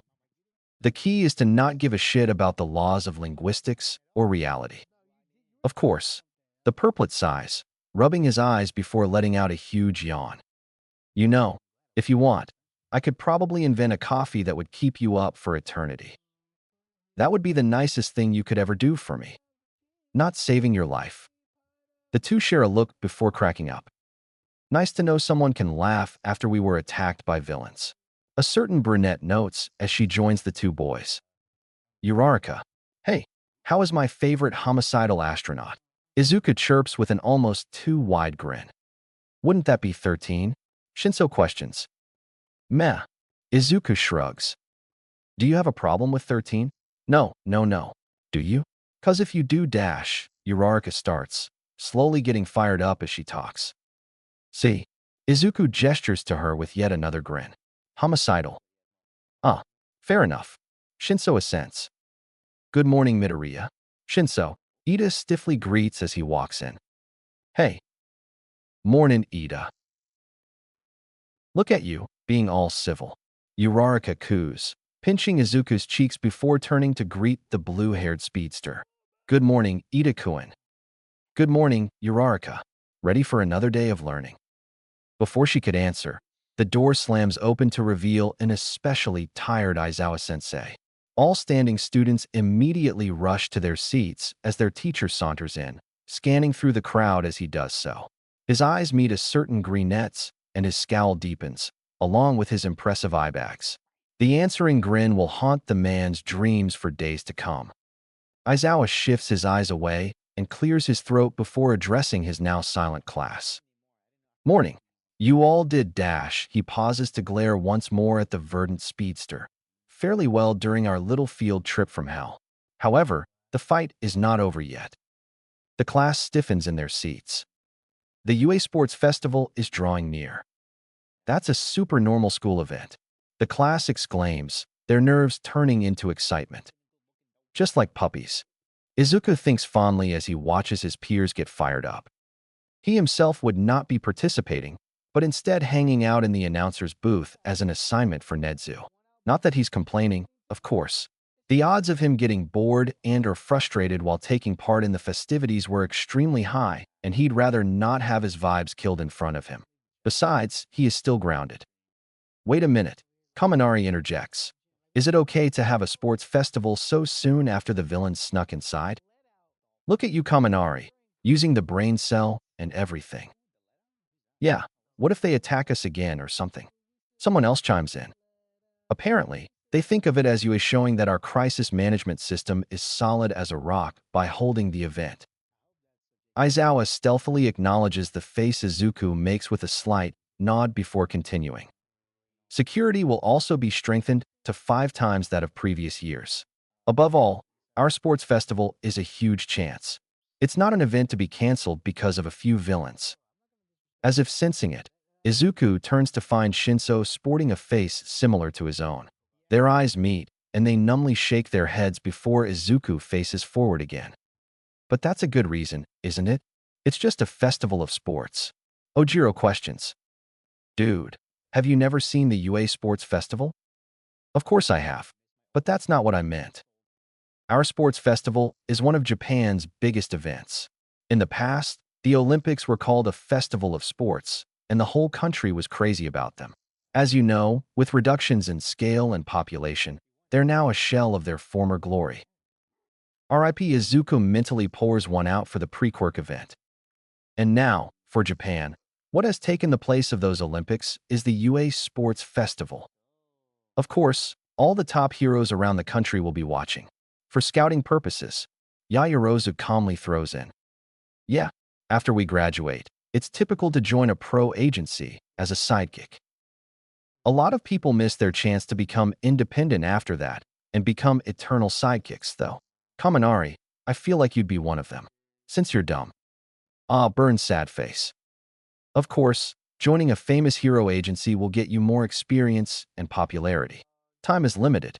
If you expect to go pro, then the path to your future will open up at this event. One chance a year. The air shifts and becomes more intense at the pro hero's words. A total of just 3 chances. No aspiring heroes can afford to miss this event. If you don't understand that, then don't slack off on your preparations. Yes, sir. Homeroom is dismissed. The bell signaling the beginning of lunch rings, and Izuku closes his books before tiredly rubbing his eyes. He had been studying criminology nonstop for the past few hours and wanted to ascend to another plane of existence just so that his brain could shut off for a bit. Meanwhile, his classmates were as excitable as ever. Even though all that stuff happened, I'm getting really excited, Kirishima exclaims. If we put on a good show and stand out, we'll have taken the first step to becoming a pro. Zero joins him. It was worth coming to UA. You okay there? Shinso mutters next to him. Yup. Just read too much too fast. So what is it today? Criminology. Have a final exam coming up. Izuku discloses while looking around. Everyone's so into this. You're not. Izuku shrugs in response. Frankly, he's never really been one for showboating, no matter how it looks on the outside. especially if it involves participating in what can be only described as gladiatorial. Midoriya, we have enrolled here to become heroes, so of course we would get fired up. Ida interjects, ending his sentence with a weird dance that makes Izuku softly snicker. It's at times like this that he actually doesn't mind Ida. Ida, you have a unique way of getting fired up. It's weird. Ooh, burn. Midoriya, do you not really feel the same? Ida carries on. Midori-kun, Shinsu-kun, Ida-kun. Uraraka interrupts with an uncharacteristic intensity. Her face looks as if she's about to punch someone in the throat. Let's do our best at the sports festival. Uraraka, your face. It's Izuku sweat drops. What's the matter? You don't look carefree at all, even though that's what your name means. Ashido inputs. Somehow, the brunette's face becomes even more intense as she strikes a pose with a fist raised in the air. Everyone, I'm gonna do my best. Izuku and the others quickly agree, still thrown at the scene in front of them. Satisfied, Uraraka turns to the others in the classroom. I'm gonna do my best. Why yeah? They respond cautiously. Her personality's all over the place. Shinso mutters next to Izuku, who quickly nods his accordance. So, Uraraka. Izuku begins as they walk to the cafeteria. Yes. Why did you decide to come to UA and become a pro hero? Huh? Because money. For money. Izuku exclaims with the delight of a housewife that had just received a juicy piece of gossip. You want to become a hero for money? To boil it down simply, yes. Sorry, it's such an unwholesome reason. It's embarrassing. Why? How is having a goal to support your livelihood not admirable? Simp. Hitoshi asks, leaning closer to the green net as he does so. Simp. Izuku confirms under his breath. Anyways, it is unexpected, he says in his normal voice. My family owns a construction company, but we haven't gotten any work at all, so we're flat broke. This isn't really something to tell other people, though. Construction? The three boys repeat with their hands on their chins. Wait, Izuku declares. With your quirk, if you get it licensed, it'd bring costs way down. You could do the work of at least 30 people, depending on your weight limit. That's what I told Dad when I was little. But she goes on to tell them of the memory, and Izuku could feel his heart squeeze. Honestly, if his mother wouldn't kill him, he'd definitely sell an organ or two for her. I'll definitely become a hero and make money and let my parents take it easy. Bravo. Uraraka, bravo. Uraraka. Izuku says with utmost sincerity while placing a hand on her shoulder. I would do anything for you. Simp Jr. Dude, whatever. Izuku retorts, lightly slapping Shinsu's chest with the back of his hand as he does so. Young Midoriya, I have been looking everywhere for you. All Might exclaims as he suddenly pops out from a corner like a drug dealer. What? What? Lunch. Wanna eat together? He's like a maiden. Uraraka guffaws, as if it's not the current #1 hero in Japan that she's laughing at. Izuku honestly wishes he could be like her when he grows up. How about it? Izuku and Shinso share a silent conversation while Ida tries to handle Uraraka. After about a minute, Izuku gives his assent and joins the discount Thor. So, sir, why did you need to see me? Honestly, Izuku had never really cared for All Might. Maybe it's because he practically worshipped his biological dad growing up and the man didn't care for the seasoned hero himself. Something about the blonde being too loud, too flashy, and only using his brain cells to keep up that hairstyle of his. Hisashi Midoriya never wasted a moment stressing just how important using one's brain was to his impressionable son, and Izuku carried that sentiment with him almost every day. Besides, Izuku disapproved of the hero's role in their current society. It was bad enough that people relied on quirks for every little thing, and now there was this guy running around, putting everything on his shoulders. What does he think will happen when he retires? Or more likely dies? Honestly, I have been watching you for a while. A quirkless teen who had been struck by lightning and who had not only survived, but gained overwhelming speed because of it. Tell me, what was going through your head that night when it happened? All my questions calmly. Honestly, I didn't really think at all. It just happened so suddenly. Izuku answers, kind of thrown. And when you woke up? Holy crap. The greenette replies with a soft grin. That, and mom's gonna kill me. This brings out a chuckle from the man. But at the same time, it felt right. I mean, don't get me wrong, I actually loved being quirkless. Not having anything predestined for me or anything like that. Being able to depend on my mind and talents. But this is like one of those things that just ties things together. You know? Actually, Yagi Tashinori didn't.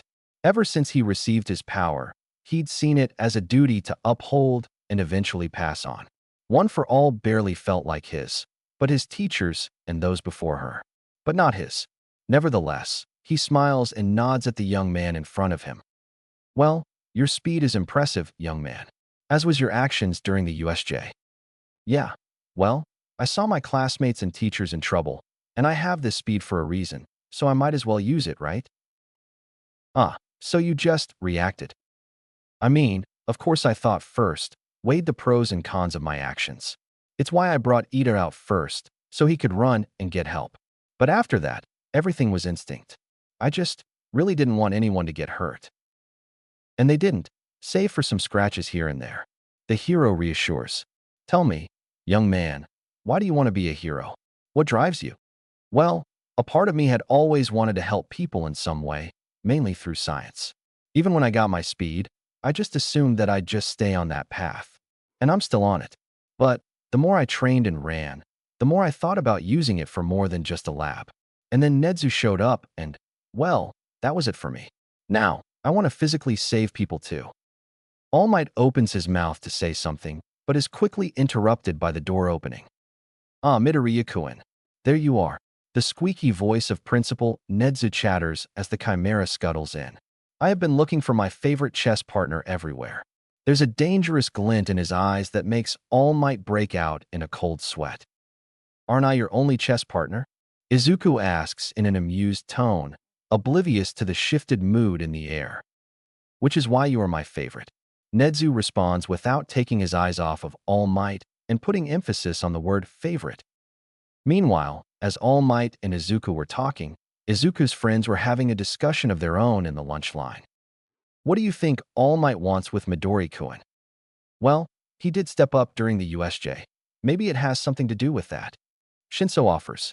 Honestly, he would be lying if he said that he didn't admire the greenette, if only just a little bit. But then again, what wasn't there to admire? Yes, Midoriya-kun is quite strong. Perhaps he had taken a liking to him. Ida chimes in. While he does feel less hostile towards the other speedster, the feeling of jealousy is still very much there. Unknown to the trio, a certain Todoroki Shudo happened to overhear their conversation. The greenette's words from the bus had already been circulating in his mind ever since he first heard them. Now this new information had begun the process again. At the end of the day, a certain discount, Thor finds himself staring at an ominous note on his desk. He gently picks it up, as if it would explode if he didn't, and heads towards his summons. Like a damned man to the gallows. Ah, Nedzu-san, you wanted to see me? All Might inquires as he peeks from behind the Chimera's office door. The blonde already had a bit of an idea of what this could be about, but he still held on to the hope that he could be wrong. Yes, come on in, Yagi-kun. You see, I am quite curious about your earlier conversation with Midoriya-kun. Oh, well, I had just wanted to ask him a few things. You weren't going to ask him about becoming your successor, were you? Nedzu asks with a hint of steel in his voice. I didn't think it would be a problem. And it wouldn't be for any other student. Just not him. He's a clever boy. If anyone could do one for all justice, I believe it would be him. Yes, it is true that he would be an excellent holder of one for all. However, he is currently on a different path, one that I'd rather not have him be diverted from. The Chimera pours himself a cup of tea and settles in his chair. Besides, the odds of him actually accepting your proposal are astronomically, laughably low. Why not ask Togata-kun? I'm sure he too would be a good fit. Or, if you still want to explore your options, you are more than welcome to interview any other student that catches your attention. Just not young Midoriya. Just not Midoriya-kun. Nedzu confirms before taking a sip of his tea and watching as All Might takes his leave. He is still an animal, after all, and animals can be quite territorial. Chapter 9. Hey, Shinso, Not to freak you out or anything, but how do you always get here so early? Izuku asks as he positions his hands to make a goalpost, and the purplet fiddles with the paper football. Oh, my parents are teachers here. He discloses nonchalantly before taking his shot. Izuku leans forward, squinting, before straightening back up after a few seconds. Aizawa, huh? Dude. Come on, it's so obvious when you think about it. You've been reading too many of those criminology textbooks. Hey, what else am I gonna do? We could hang out sometime, if you want. Izuku's already large eyes widen as stars appear in them. My grounding ends at 3 p.m. on the day of the sports festival, and I have Just Dance, the one with Rasputin, and a bunch of other video games. Plus, my mom makes the best snacks. Izuku rapidly suggests, excited at the prospect of bringing someone who actually likes him home. Sounds fun. Ooh, are we doing a thing? Uraraka inquires as she walks up to them. Just Dance and Mom snacks after the sports festival. Just Dance. Isn't that the really old pre-Quirk game? Yup. Want to join? Shinso offers. Sure. What a great opportunity for us to bond as classmates. Ida exclaims, coming out of nowhere and startling the other three. Of course, I hope these activities will take place after the festival, as we all need sufficient time to prepare. I swear he has the ears of a bat. Izuku mutters, causing Shinso to snort. Pouting, Uraraka lightly slaps his shoulder. What, it's true. Uraraka lets out a low, disapproving groan from her throat before lightly slapping his shoulder again. You know what? I might as well call you boss if you're going to keep hitting me and stuff. Wait, that's actually a perfect nickname for you. You know, since you keep us in line and I feel like your underling. Midori-kun dash. In a good way. Please let me have this. You already have a nickname for me. I don't want to feel lame. Fine. Thanks, Boss John. How about you, Shinso? Mind if I nickname ya? Sure. The purplet stutters out. Knock yourself out. Okay. Izuku drones while pressing his fingers against the sides of his head before abruptly snapping. Catman. Are you serious? No, I'm Izuku. Don't be a little shit. Excuse you. I'm a medium to tall shit. Thank you very much. That's the thing you focus on. Uraraka ponders, somewhat befuddled. Wait, I've got it. The greenette exclaims. Apollo. It's both contradictory and on the nose. How dash? You're a crabby insomniac, but you still brighten up my life. Plus, you have a really nice voice that could kick the music industry's ass. You've never even heard me sing. I know. It's just the vibe I'm picking up. Just call me Hitoshi. The brainwasher gruffly recommends while trying to fight off his blush. Okay, Hito. The greenette chirps, happy at the significance of having an approved nickname for his friend. Midoriya, I'm pretty sure he said dash. It's fine. Shinso waves Ida off. Class finally starts and passes as quickly as the rest of the day. The final bell rings, and Uraraka opens the door to find the hallway blocked by a crowd. What in the fresh hell? Izuku blurts out. What's going on? What business do you have with Class A? Ida inquires, stepping into his vice rep role. We can't get out. What did you come here for anyway? Kaminari questions. Izuku quickly connects the dots and lets out a sigh. He can't help but to wonder if this is what Reiji feels when he pulls some bullshit. If I knew that I'd have to deal with kind of shit, I would have told Nedzu no. The greenette mutters tiredly. Shinso tilts towards him as if to ask what he meant, but he just waves it off. They're scouting out the enemy, dipshits. Bakuga barks out as he shoulders his way to the front. We're the ones who made it out of the villain's attack. They probably want to check us out before the sports festival. The surly blonde takes a moment to survey the crowd before it's skiing. There's no point in doing stuff like that. Out of my way, extras. Stop calling people extras just because you don't know them. I came to see how great the mighty Class A is. What Izuku could only describe as the human personification of a swan says as he pushes through the crowd to get to the front. But all I see is a bunch of arrogant jerks. And you're supposed to be the best? Please, Class B is far superior to you lot. Do they seriously call us that? Mighty. The greenette asks Shinso, leaning towards the purplet as he does so. No, I think it's just him. Izuku grunts before clearing his throat and addressing the three-dimensional shoujo love interest. Hey, buddy, it's not our fault his personality is that of a mutated Pomeranian mixed with a peacock. Don't lump us in with him. Huh? What did you just say? Peacocks are really aggressive. Izuku explains at Shinsu's questioning/incredulous look while ignoring the exploding blonde. The purplet assents with a considering look. Wait a minute, Bakugu, Kirishima exclaims as the Bomberanian finally takes his leave. What are you going to do about all this? It's your fault that everyone's hating on us. It doesn't matter. The blonde states as he walks away. Huh. It doesn't matter as long as you rise to the top. Izuku's eyes roll so hard. He swears he can see the inside of his eye sockets. That's so simple and manly. Simp. Shinso whispers in Izuku's ear, causing the green net to snicker. You said it. The top, huh? There is truth in that. Hang on, don't be tricked. He just made more pointless enemies. Kaminari exclaims, bewildered at the switch of his classmates' attitudes. Exactly, Mina chimes in. The rest of the week passes by quickly to most people, and before they know it, Class 1A finds themselves heading to the modern-day Coliseum. Oh my god, look at all that food. Izuku breathes while nearly salivating as the group passes by the various food stalls that had been set up for the occasion. I still can't believe you're not competing with us, Midori-kun. Huh? Midoriya, you're not competing?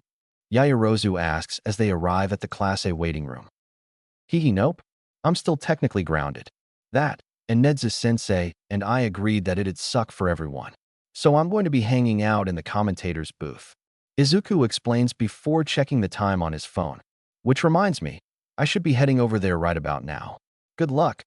Just as the Bomberanian begins to open his mouth, the green net circles back. Except you, Bakugu. Okay, but. Hey, present Mike exclaims from the commentator's booth. Pay attention, audience. Swarm, mass media. This year's high school rodeo of adolescence that you all love, the UA Sports Festival, is about to begin. Everybody, are you ready? I'm here with my two co-hosts, my coworker, Eraserhead, and one of the most interesting students I have had the pleasure of having in my classroom, Midoriya Izuku from Class A. What's up? Welcome everyone to the sports festival. Izuku smoothly greets from his spot in between his two teachers. Don't you feel even a little jealous that you aren't going to participate with your classmates? Present Mike questions conversationally. Heck no. I'd rather not be stuck in that hell. Hell. The voice hero dazedly repeats. Hell. Izuku confirms resolutely. Well, in that case, why don't you tell us about yourself? Sure. My name is Midoriya Izuku. I like sweets, caffeine, and blowing my lab up dash. You do know that that's not what I meant, right? Present Mike retorts after having chuckled right alongside the crowd. Problem child. Eraser finally speaks up in a light reproach, and if there was a slight hint of fondness in his voice, well, it's not like anyone would have the guts to bring it up. Sorry. Izuku airily amends. Let me do it over. Hi, I'm Midoriya Izuku from Class A, and my quirk is called Lightning Acceleration. Basically, I can run crazy fast along with some other stuff. Sounds wicked cool. That's how you were able to mitigate the potential damage from the USJ, right? How fast can you go? Well, last time I checked, it was around Mach 1. Seriously? Yeah, that's insane. The murmurs in the crowd clearly agree. Meh, I've been trying to get faster. Eraserhead, you've got one intense student. Present Mike sweat drops. That's not even the half of it. Hey, it's time for the classes to come out. Let's get this party started, shall we? Izuku announces, getting everyone else's attention back on track. Yeah. Present Mike screeches like the overgrown cocktail he is. First, we have the miraculous new stars who overcame enemy attacks with their hearts of steel. Hero Course, Class 1A.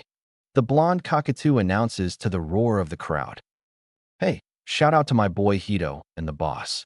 You'll know who they are when they absolutely kill it. Hitoshi blushes at this while Uraraka snorts and Ida grins at the two.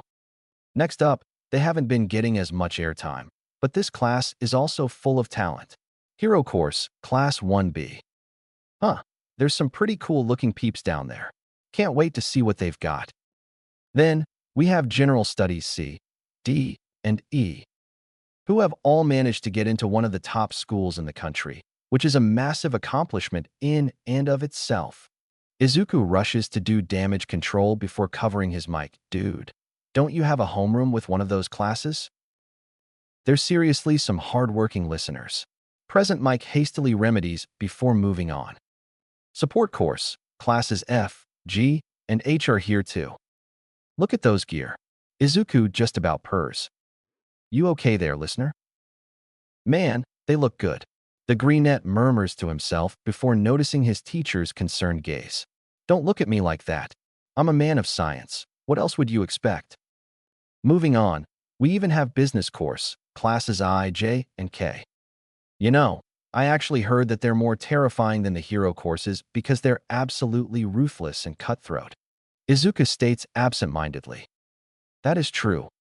All three shiver at the thought of how easily one business course student could completely destroy them if they so pleased. Anyways, all of UA's first years are here now. Take it away, Midnight Sensei. That's right, this year's chief umpire for the first years is the R-rated hero, Midnight. Don't worry, parents. The R stands for responsible. Izuku's quip pretty much falls on deaf ears as the majority of the stadium is busy being absolutely thirsty. Quiet, everyone. It is time for the player pledge. Midnight announces. Representing the students is Bakugo Katsuki from Class 1A. Wait, seriously? Izuku questions after having covered his mic. He did finish first in the entrance exam. Yeah, in the hero course. Mike half-heartedly nods his acquiesce. You really don't like Bakugo, do you, problem child? Nope. And to say why would take up too much time. A hush falls over the crowd as Bakugo begins to speak. I pledge, the tension thickens, that I'll be number one. Izuku can't help but to chuckle as the study body erupts and the crowd boos. This guy, the greenette exclaims before full-on laughing. At least become a nice bouncy step for me to step on. Izuku can't help but cackle as the student body's shouts grow with some getting fired up. Well, that was something. Midnight murmurs before straightening up and putting on her show voice. Now let's get started. Chapter 10. The first game is what you'd call a qualifier. Every year, many drink their tears here. Now here is the fateful first game. Present Mike announces as Izuku gives him an amused look. A large screen pops up from behind Midnight on the stage, displaying a spinning wheel.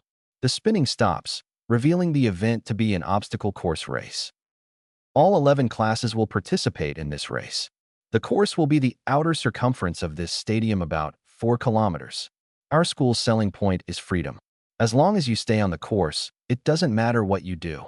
Midnight explains in a strong voice. Now, take your places, everyone. Izuku narrows his eyes at the design of the hallway. His brain makes the connections quickly as always, and he can't help but to wince at the participants' misfortune. Start. Okay, here's the play-by-play. Mike exclaims before addressing his associates. Are you two ready to do the commentary? You bet. Izuku confirms with a thumbs up. It's not like I have a choice. Eraser draws. Let's get started right away. What should we pay attention to in the early stages? This part right now. Eraser responds as unrest could begin to be heard from the entrance. The screens show the students struggling through the narrow passageway. Wow, that looks uncomfortable. Yup. Izuku confirms as he lightly laughs at the scene taking place. His previous concern is replaced with the elation that it's not him. Suddenly, Frost could be seen drifting around the space before Ice springs out of the gateway, and Todoroki is seen running out, eventually followed by the others from Class A. And here, folks, we have some frigid action right out the gate as Todoroki uses his quirk to take the lead. But as you can see, he is closely followed by his classmates and peers. Izuku notes, hee, they kinda look like penguins. And, ay, look at my boy Toshi, being carried like the king he is. What a legend. Hitoshi's face blooms into a bright scarlet as he flips off the camera to Izuku's delight. If that isn't some wholesome friendship action, I don't know what is. The participants make their way down the path and are abruptly intercepted by clunky-looking robots. One of the students, Izuku thinks his name is Mineta, is knocked into the stratosphere before the others stop and gaze at their new obstacles. Massive, blocky, fuck-off robots tower menacingly over the students, like a small army of Goliaths over a bunch of Davids. Robots, Izuku remarks incredulously. Yeah, this is the first barrier, Robo Inferno. The school's insured, right? The teen questions while covering his mic. The loud older man nods while mouthing, "Don't worry." Realizing that that's the best he could get, Izuku accepts his teacher's assurances and focuses on the activities below. Todoroki seems to be going full frozen on the obstacles, using shards of pure ice and below freezing temperatures to immobilize his opponents. Izuku reports gleefully to the delight of present Mike. I guess he really let it go, huh? Ah dash. Uh-huh. Present Mike affirms with a large grin before focusing on his announcement as eraser size. Seriously though, what a move. Todoroki attacked and defended in one hit. How elegant. And he's the first one through, as expected of someone who got in through recommendations. Thankfully, we have insurance, cause things are looking to get a bit messy. Izuku remarks as more robots emerge from the dust left in Todoroki's wake. Seriously though, robots? They look cool. Meh. Midoriya, if you had to deal with the robots below, how would you beat them? Aizawa questions abruptly, genuinely curious as to what his somewhat chaotic student would do in that situation. I would run through them, vibrate them enough for them to fall apart, create speed mirages to confuse them, or just dismantle them. What? Wow. As expected of Nedzu's recommended student. Wait, did you say you could run through them? Yeah. I can vibrate my cells to match the same frequency of air. Izuku casually explains. Casper wishes he were me. I kinda wish I were you. Oh, don't. You're plenty cool as you are. You're officially my favorite student. Sweet. And you're my second favorite teacher. Second favorite? Can we just focus on the course? Eraser interrupts. Hi. It looks like Kirishima from Class 1A was underneath the fallen robot. Ijiro Kirishima. Quirk, hardening. His body can harden itself to the density of a rock. Excellent for both defense and offense. Izuku analyzes cheerily. Oh hey, Tetsu from Class B was also underneath. His quirk is named Steel, which is pretty self-explanatory. Also great for defense and offense. That should be fun. Class A's Bikugu also seems to be taking the alternate route of going overhead. Clever. Seems like Siro and Tokoyami have the same bright idea of using their versatile quirks of tape and dark shadow to move ahead. Class A is really going for it. That's because they have learned to move without hesitation. Aizawa responds. Quick shout out to the president of Class A, Yaoruzu, who has just nerfed the rest of the massive blockade with an honest-to-God cannon and cleared the path for her peers like an absolute hero. I knew I voted for the right person. Hey, the first barrier's a piece of cake. The voice hero declares as he introduces the next part of the obstacle race. Then what about the second? If you fall, you're out. If you don't want to fall, then crawl. Fall, you're out. More like fall, you're dead. Izuku mutters as he scrutinizes the depth of the chasms through the screen. It's the fall. Isn't that an old song or movie? You can't prove anything. Mike defends before resuming his commentary. And it looks like Azui is the first to leap into action. Followed by, oh my god, who is that? She's in the support course, I know that for sure. I'll ask her later, most likely when I propose. Izuku murmurs huskily as they watch a pink-haired girl with dreads use machinery to clear the first part of the new challenge. Just look at that gear. Why yeah, it seems a lot of different people are working hard for their chance. Huh, Eraser? Mike stutters as he side-eyes the distracted Greenette. Cool down, problem child. Eraser gently orders, causing the younger to snap back to the present and clear his throat. Speaking of cooling down, Todoroki seems to have first place in a vice grip. Although Bikugu is steadily catching up, present Mike readily inputs. And now, we've quickly arrived at the final barrier. The reality here is that it's a minefield. It's set up so that you can tell where the mines are if you look carefully. What? No special name. No engaging title. Mike shrugs as if to say, "What can I say?" and continues. By the way, these landmines are for games, so they're not that powerful, but they're loud and flashy enough to make you wet your pants. Doesn't that depend on the person? Aizawa suggests. Oh, it looks like Bakugo has caught up and is now fighting with Todoroki for the lead. It looks like pure mayhem down there. I love it. Of course you would. Eraser mutters before they hear a massive boom that produces a lovely mushroom cloud. What the dash? Toshi. Izuku exclaims as the cloud of smoke drifts away to reveal his best friend sailing through the air on a scrap of metal from a robot. It seems that Shinso Hitoshi had created that massive blast and is in hot pursuit to snatch first place, the mad lad. God, I love him. Icarus, eat your heart out. Izuku remarks, garnering a funny look from Eraser. The two former leads have stopped trying to slow each other down and are now chasing Shinso, their common enemy. Shinso swiftly blocks those behind him. Would you believe it? He cleared the minefield in an instant. Eraserhead, your class is amazing. You bet he is. Ah, this must be what the little listeners call simping. From dusk till dawn. Izuku confirms solemnly. Eraser, your class is seriously amazing. What are you teaching them?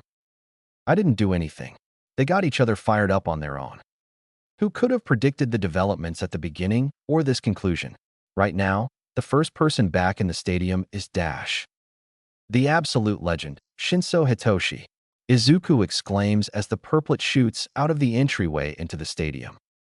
The crowd loses their absolute shit while Hitoshi wears a massive grin. Todoroki and Bakugo quickly join him, both wearing scowls. We'll make a list of the results later, but for now, good work. Present Mike says as the rest of the participants start trickling in. Chapter 11. You okay there, little listener? Present Mike questions, noticing his students' somewhat off-put look. How do you people stand it? Stand what? Time being like this. Izuku gestures vaguely with a grimace before Present Mick's nickname catches up to him. And little? The cockatoo holds up his hands in surrender at the teen's incredulity. Eraserhead coughs to get the duo's attention and motions for them to move on. The first game of the first-year stage is finally over. Mike states cheerfully, now take a look at the results. The giant screen reveals Hitoshi in first place with Todoroki in second, Bakugo in third, Yaoyorozu in fourth, and so on. The top 42 made it through to the next round. It's unfortunate, but don't worry even if you didn't make it. We've prepared other chances for you to shine. Midnight declares, the real competition begins next. The press cavalry'll be all over it. Give it your all. The display switches to the activity wheel once more and begins to spin again. Now then, here is the second game. I already know what it is, but what could it be? What could it be? And now here it is. The spinning finally stops, and the screen displays the words, Cavalry Battle. Let me explain. The participants can form teams of 2 to 4 people as they wish. It's basically the same as a regular cavalry battle, but the one thing that's different is, based on the results of the last game, each person has been assigned a point value dash. The participants, mainly Class A, connect the dots for the point system amongst themselves, much to Midnight's ire. You guys don't hold back even though I'm talking, huh? She snaps. But, yes, you're right. And the points assigned go up by 5 starting from the bottom. So 42nd place gets 5 points, and 41st gets 10 points. And the point value assigned to first place is 10 million. Izuku sucks in a sharp breath in sympathy for the purplet as his fellow participants begin to eye him with the same intensity that Izuku would eye a stack of short ribs. That's right. It's survival of the fittest, with a chance for those at the bottom to overthrow the top. Dang, that sucks. You said it, listener. Mike readily agrees, and Izuku can't help but to send him a thankful smile for dropping the little. Now then, I will explain the rules of the cavalry battle. The time limit is 15 minutes. Each team is worth the total of its members' points, and the riders will wear a headband with that number on their foreheads. Teams will try to grab each other's headbands until time runs out, and try to keep as many points as they can. Stolen headbands must be worn from the neck up. So the more you steal, the harder it'll be to manage them. And the most important thing is that even if your headband gets stolen or if your team falls, you're not out. She lets the participants think about her words before continuing. During the game, it'll be a cruel fight where you can use your quirks, but it is still a cavalry battle. You'll get a red card for attacks that are trying to make people fall on purpose. You'll be removed immediately. The screen's display changes once more to show a timer for 15 minutes. Now, you have 15 minutes to build your teams. Start. No, listener, what do you think our dear number one will do? Well, Hito's pretty smart, so he'll most likely try and make himself inconspicuous. Either that or turn his pursuers against each other. Either way, he'll definitely group up with people who have excellent mobility. As Izuku speaks, he can spot Uraraka making her way over to Shinso and softly grins. His grin widens when he spots a certain pink-haired inventor strong-arming her way onto their team. It seems like everyone's just grouping up with their friends or classmates, because they know each other's strengths and weaknesses and are used to working together. Eraser comments. Fair enough. Oh, you were awake this whole time, Eraser-sensei? HN. Now then, it's about time to get started. Midnight announces once the time runs out. After 15 minutes to form teams and talk strategy, 12 cavalry teams are lined up on the field. Let's hear some war cries. Izuku exclaims as the crowd goes absolutely buck wild. It's time for UA's bloody battle. Present Mike joins in. Light the signal fire. Counting down to the brutal battle royale. Midnight warns. 3, 2, 1, start. Teams immediately rush towards Shinsu's team, who shoot into the sky, thanks to the jetpack on Shinsu's back and Uraraka lightening their clothes. Is that move legal? Yup. Technically, they're not out of bounds. They float overhead for a bit before they land soundly a few feet away. Now then, even though barely 2 minutes have passed since we've started, it's already turned into a free-for-all. Mike comments. Fights for headbands are breaking out all over. After all, ignoring the 10 million points and going for second to fourth places isn't a bad strategy either. Izuku adds in. Shinsu's team takes to the sky once more and is immediately chased by an alone Bakugu who had used explosions to make him airborne. The trio dodge at the last minute, and Uraraka kicks the explosive blonde in the stomach as they make their escape. This guy, he's gotten separated from his horses. Is that okay? It's a technicality, so it's okay. Midnight confirms as Zero uses his tape to yank Bakuga back to them. It wouldn't have been if he'd touched the ground, though. As expected, everyone's after the first place team, and Class A is in hot pursuit. Everyone's really skilled. Hang in there, Hito, boss. Show him what ya got. Now, let's take a look at each team's points so far, Mike says as he pushes some buttons on the console. It's been 7 minutes. Here are the current rankings up on the screen. Confusion sprouts amongst the crowd as they gawk at the updated stats, which show Shinsu's team as reigning supreme, with only 2 or 3 other Class A teams ranking closely behind. The rest of the teams in lead are mainly made up of Class B. Oh, wow. Other than Hito, it seems that Class A isn't doing so well, huh? Izuku observes as he reads the screen. It seems that the other Class A teams have been being picked off from the sidelines while they chase after first place. What a great strategy. Less than half the time is left now. Mike announces as Todoroki's team gains on Shinsu's. The cavalry battle is about to enter the second half.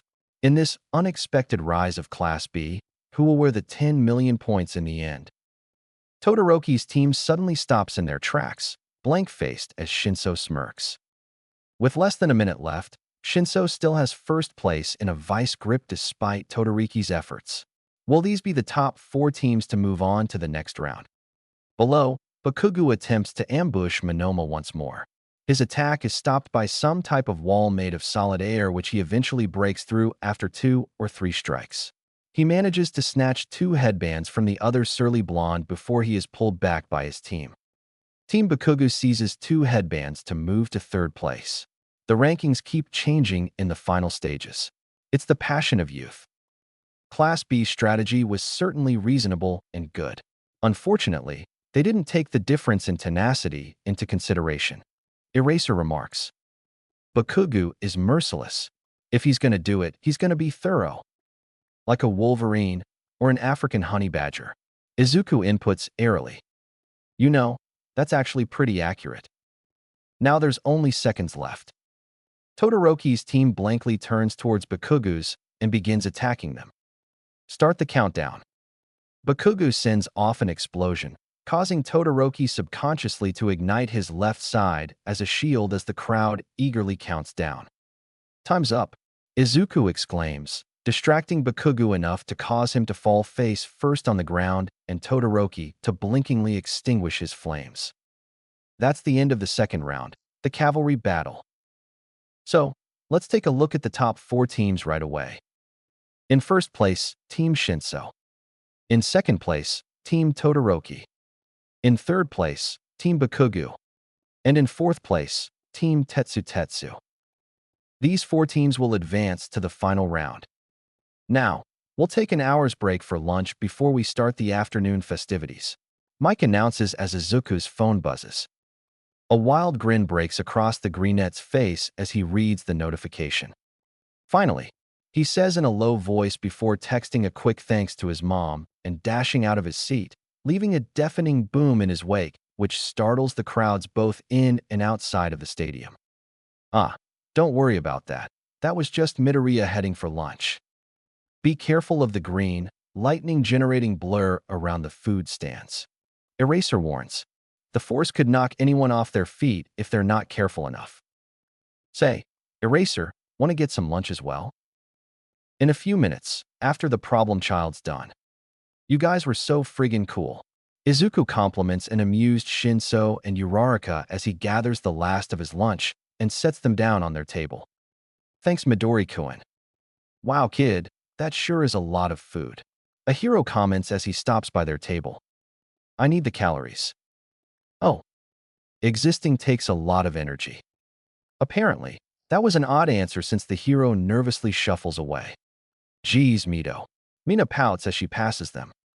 Hey, you chose to take it that way. Izuku retorts while pointing at her with a dango stick.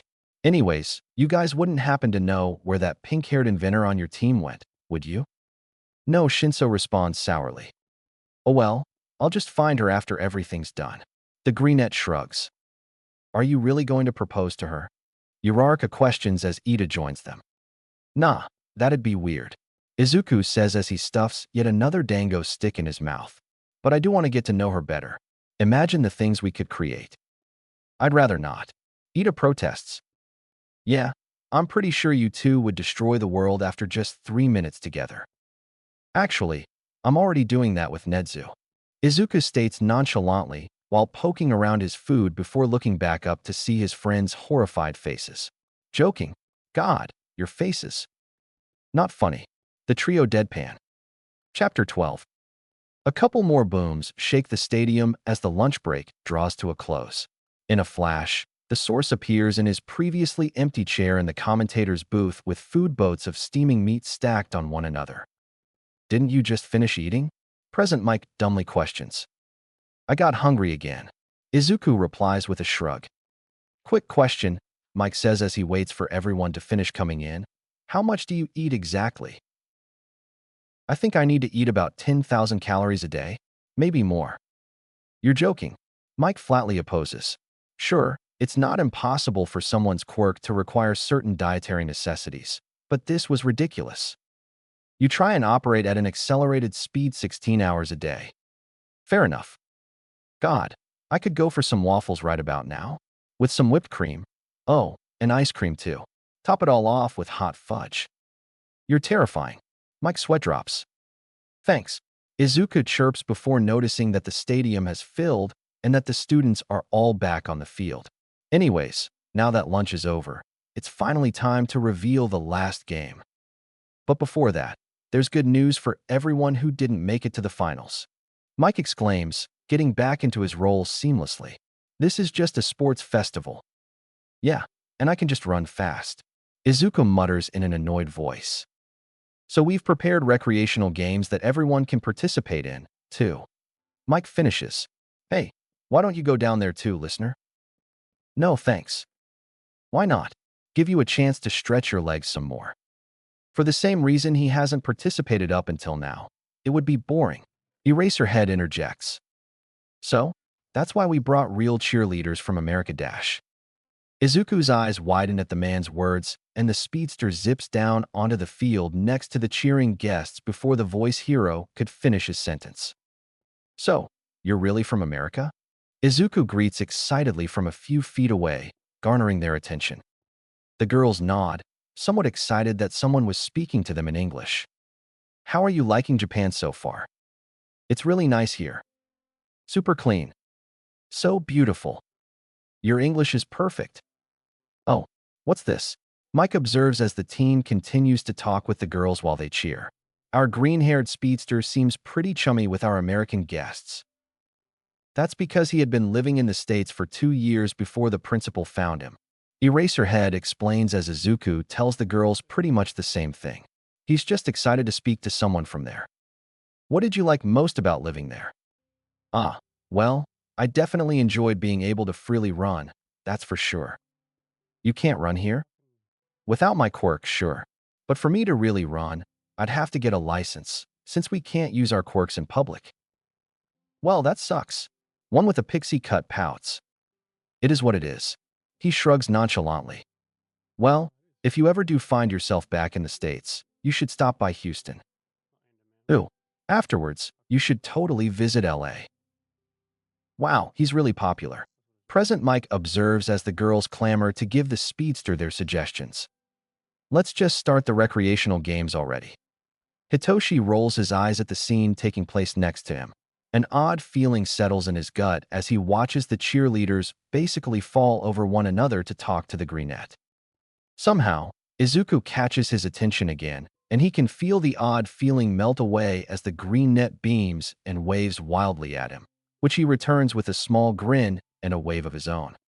Satisfied with his exploit, the green net disappears in a flash of yellow and green, and Shinso turns to face the front. When that's over, Izuku says as he takes his place in the announcer's booth, the 16 from the 4 teams that made it to the final round will battle it out mano a mano, tournament style. Now, let's draw lots to determine the bracket. Midnight announces, taking charge. Once the bracket is determined, we'll have the recreational games, and then start. The 16 finalists can choose whether or not they want to participate in the recreation. I'm sure some of you want to rest or save your strength. Now, from the first place team dash. The drawing is done relatively quickly. Izuku sees that Mei would be facing off against Ida, and his eyes happen to land on the inventor as she approaches the blue-haired Robocop, causing a wild, maniacal grin to form on his face, which utterly freaks out his companions enough for them to inch away from him. All right, Mike shouts, recovering from his previous discomfort as the display on the screen reads recreation. Let's leave the tournament aside for a momentary interlude. Let's have fun with the recreation. Izuku chirps before finishing off his last stick of meat. First is the scavenger hunt. The participating students eagerly run around with cards, asking to borrow things from the audience. As the games continue, Izuku finds himself zipping out to buy more things like crepes for him and Mike and coffee for him and eraser with honey tea for Mike. Of course, he comments when he feels the need to, but mainly plays on his phone or eats, which, quite frankly, astounds his teachers the more they watch. Here comes Cementos, master of the earth, to build the gladiatorial ring. Izuku announces as the sentient cement block arrives to complete his assigned task. Okay, it's pretty much done. The hero confirms upon finishing while giving them a thumbs up. Thank you, Cementos. Mike answers before once again addressing the masses. Hey guys, are you ready? The roar of the crowd shakes the stadium. A lot's happened, but it's now come to this. A serious battle. Mike continues. Match number 1. We haven't seen much of him, but he looks really reliable. It's Class B's Aways Yosetsu versus the secret love child of Hades and Apollo, the Dark Knight of Class A. Shinso Hitoshi. Izuku finishes, ignoring the faces of the men next to him as his best friend steps onto the stage. The rules are simple. Force your opponent out of bounds, or immobilize them. You can also win by making your opponent say, I give up. Eraser contributes. Bring on the injuries. Okay, Now, that's just asking for a lawsuit. Izuku remarks with a furrowed brow. Not to worry, we've got our very own recovery girl on standby. That's not the point. Izuku retorts flatly. Besides, don't you feel like that would overwork her? And it's not like she can re-alive anyone, right? Well, of course, anything life-threatening is a no-go. Heroes should only use their fists to catch villains. Mike answers, making Izuku squint in disagreement. I'll stop things if they go too far. Cementos says as he sits on a cement throne in the sidelines. That man deserves flowers like the king he is. Izuku states from under his breath, earning a silent nod from Eraser. Ready? Midnight questions, and Izuku can't help but to wonder if her feet are getting tired thanks to her current pose. The two boys look at her and resolutely nod. Start. Hitoshi takes off at a speed that clearly startles his opponent before executing a perfect choppa de costas, which hits his opponent's groin area and sends him floundering a few feet away. Hitoshi straightens up and brings his arms to a defensive position while lightly bouncing on his toes. That was probably the most badass thing I've ever seen in my entire life. Izuku says breathlessly with stars and tears in his eyes before remembering just where he is and with who. The look on the men's faces can only be described as amused with a hint of cautioning. I'm sorry, it's just wow. The flexibility and precision that takes. Problem child, are you crying? I'm just so proud. I mean, I thought I already knew how incredible he is dash. Eraser's eyebrow raises as Izuku rants. And then he goes and does this. As Izuku talks, Hitoshi's opponent gets back up and charges, aiming to punch, but quickly gets the wind knocked out of him when Hitoshi dodges and aims a knee at his solar plexus before knocking him out with a roundhouse to the head. And just like that, Hito proves that he doesn't need to use his quirk to kick your butt like the absolute legend he is. You can easily tell that his training is rather extensive and that he has taken it seriously. Eraser comments with a hint of pride in his voice. There's no doubt that in a couple more years, and with the right guidance, he'll truly be a force to be reckoned with. True, true. Now, on to our next match. Present Mike announces. He's good. He's good. But what's with that plainness he just can't get rid of? From Class A, it's Zero Hanta. Versus. Izuku says as he fights back his snickers at the hero's description of his classmate. One of the most op classmates I've ever had, but you good my guy? Also from Class A, Todoroki Shudo. And now, for the second match of the finals. Midnight declares. Ready, start. Zero is the first to move, trapping Todoroki with his tape and trying to fling him out of bounds to no avail as, in a blink of an eye, Todoroki himself creates a trap in the form of a fuck-off wave of ice that freezes about half of the stadium. Holy shit, Izuku exclaims while chuckling in surprise. Don't you think that was a bit much? Mike stutters as he eyes the massive structure. Zero is immobilized. Midnight shakily announces, half frozen herself. Todoroki advances to the second round. Don't worry about it. The crowd chants, scattered at first before growing into a booming unity. Zero really did start off pretty strong. Izuku states, if it were anyone else, I'm sure the outcome would be different. While saying this, Izuku can't help but to notice Todoroki's forlorn expression as he melts his ice.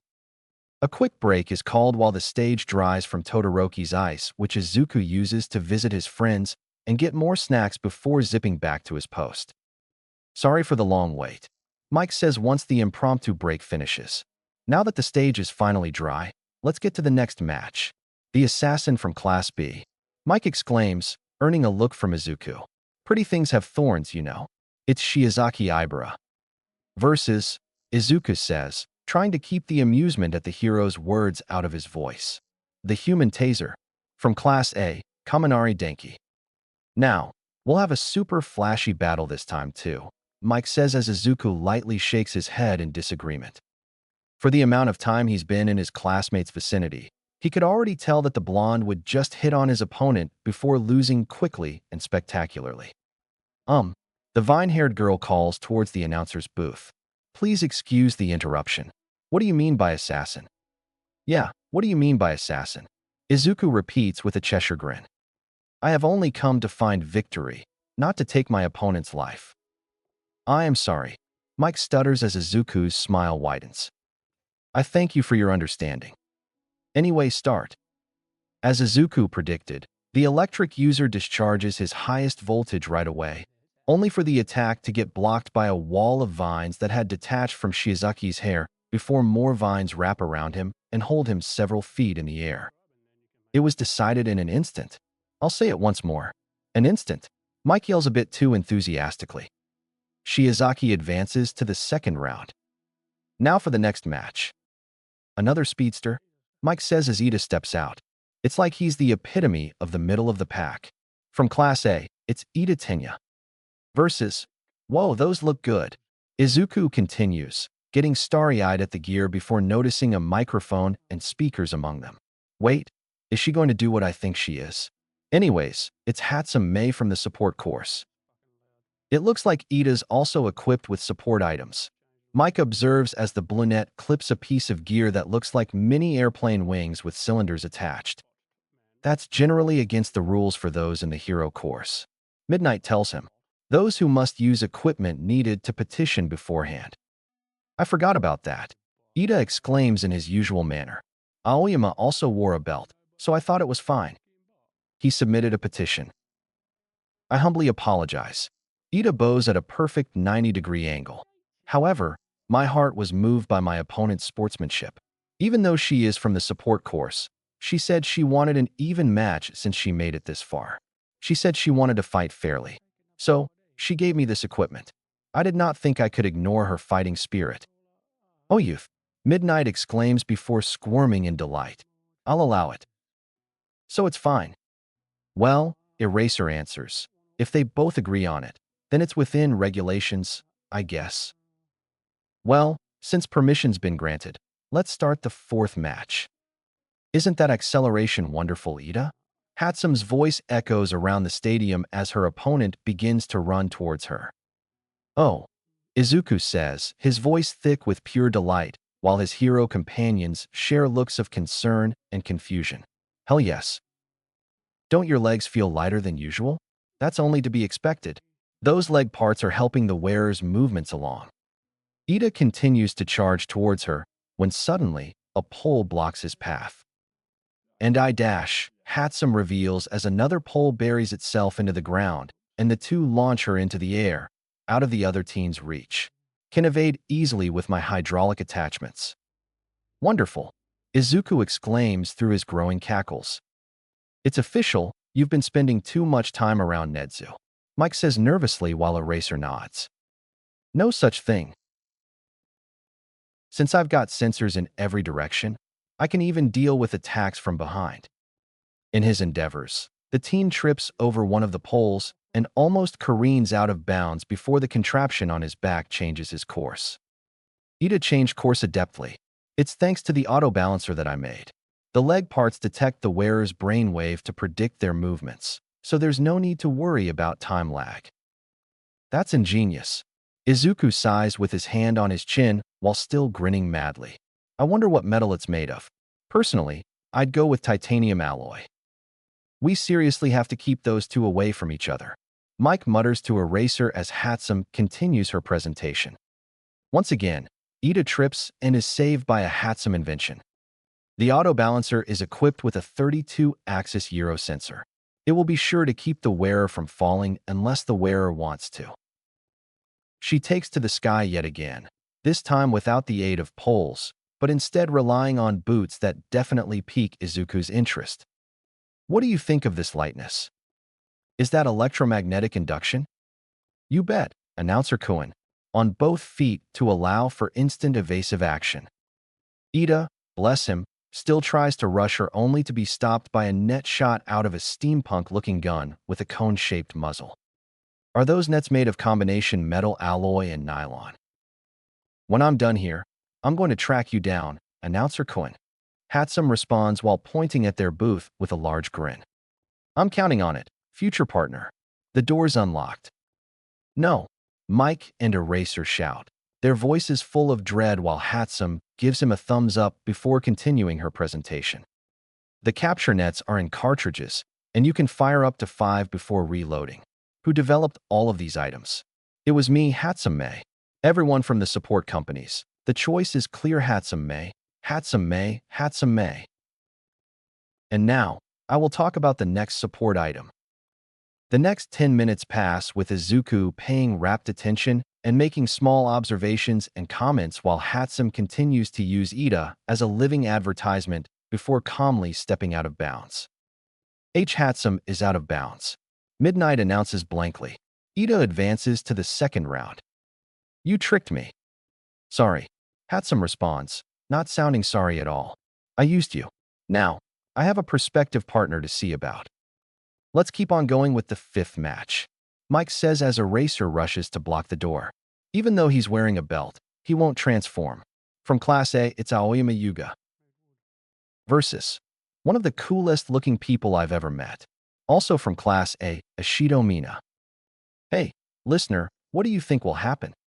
Thanks to Aoyama's naval laser, he will try and keep this a distance fight. It all comes down to how well Ashido can maneuver herself and her acid. Just as Izuku said, Aoyama tries to keep his opponent at bay to no avail as she uses her acid to skate around the stage as if it were an ice rink and dodges enough to get close enough to throw some acid on his belt. While he's distracted with his pants, Ashido rushes even closer and delivers a rather weak uppercut that still manages to knock him out. Aoyama has fainted. Ashido advances to the second round. No time to lose. Let's keep these matches moving. Mike says as a racer struggles against the now pounding door. Offense and defense in one body. From Class B, it's Hananuki Juzo versus a teenage goddess of creation, Madam President of Class A, Yaoyorozu Momo. Problem child. Eraser addresses, having locked the door and taken his seat. Yaoyorozu will have to move quickly, both physically and quirk-wise, as well as remain mindful of her surroundings. Instinct would definitely help as well. In real life, you don't have much time to think. Right away, Yaoyorozu summons a shield and sidesteps her opponent's attack before charging and knocking the wind out of him. Of course, he tries to get back up, only to get grappled out of bounds. Hananuki is out of bounds. Yaoyorozu advances to the second round. That's our Madame Prez. Of course, Hananuki definitely put some work in, but when it comes down to it, speed and physical prowess take precedence. Next up. Wow, this match is pretty redundant, huh? Izuku comments blankly. Manly and passionate steel. From Class B, it's Tetsu versus manly and passionate hardening. From Class A, Kirishima Ijiro. You wanted to annoy them, huh, problem child? Eraser questions, to which Izuku answers with a shit-eating grin. Well, listener, what do you think about this match? Considering the personalities and quirks? Yeah, this match is going to be long and redundant, like golf. Suddenly, the door slams open, revealing a triumphant Hatsum holding a cutting torch. Oh no, the two men exclaim with dread.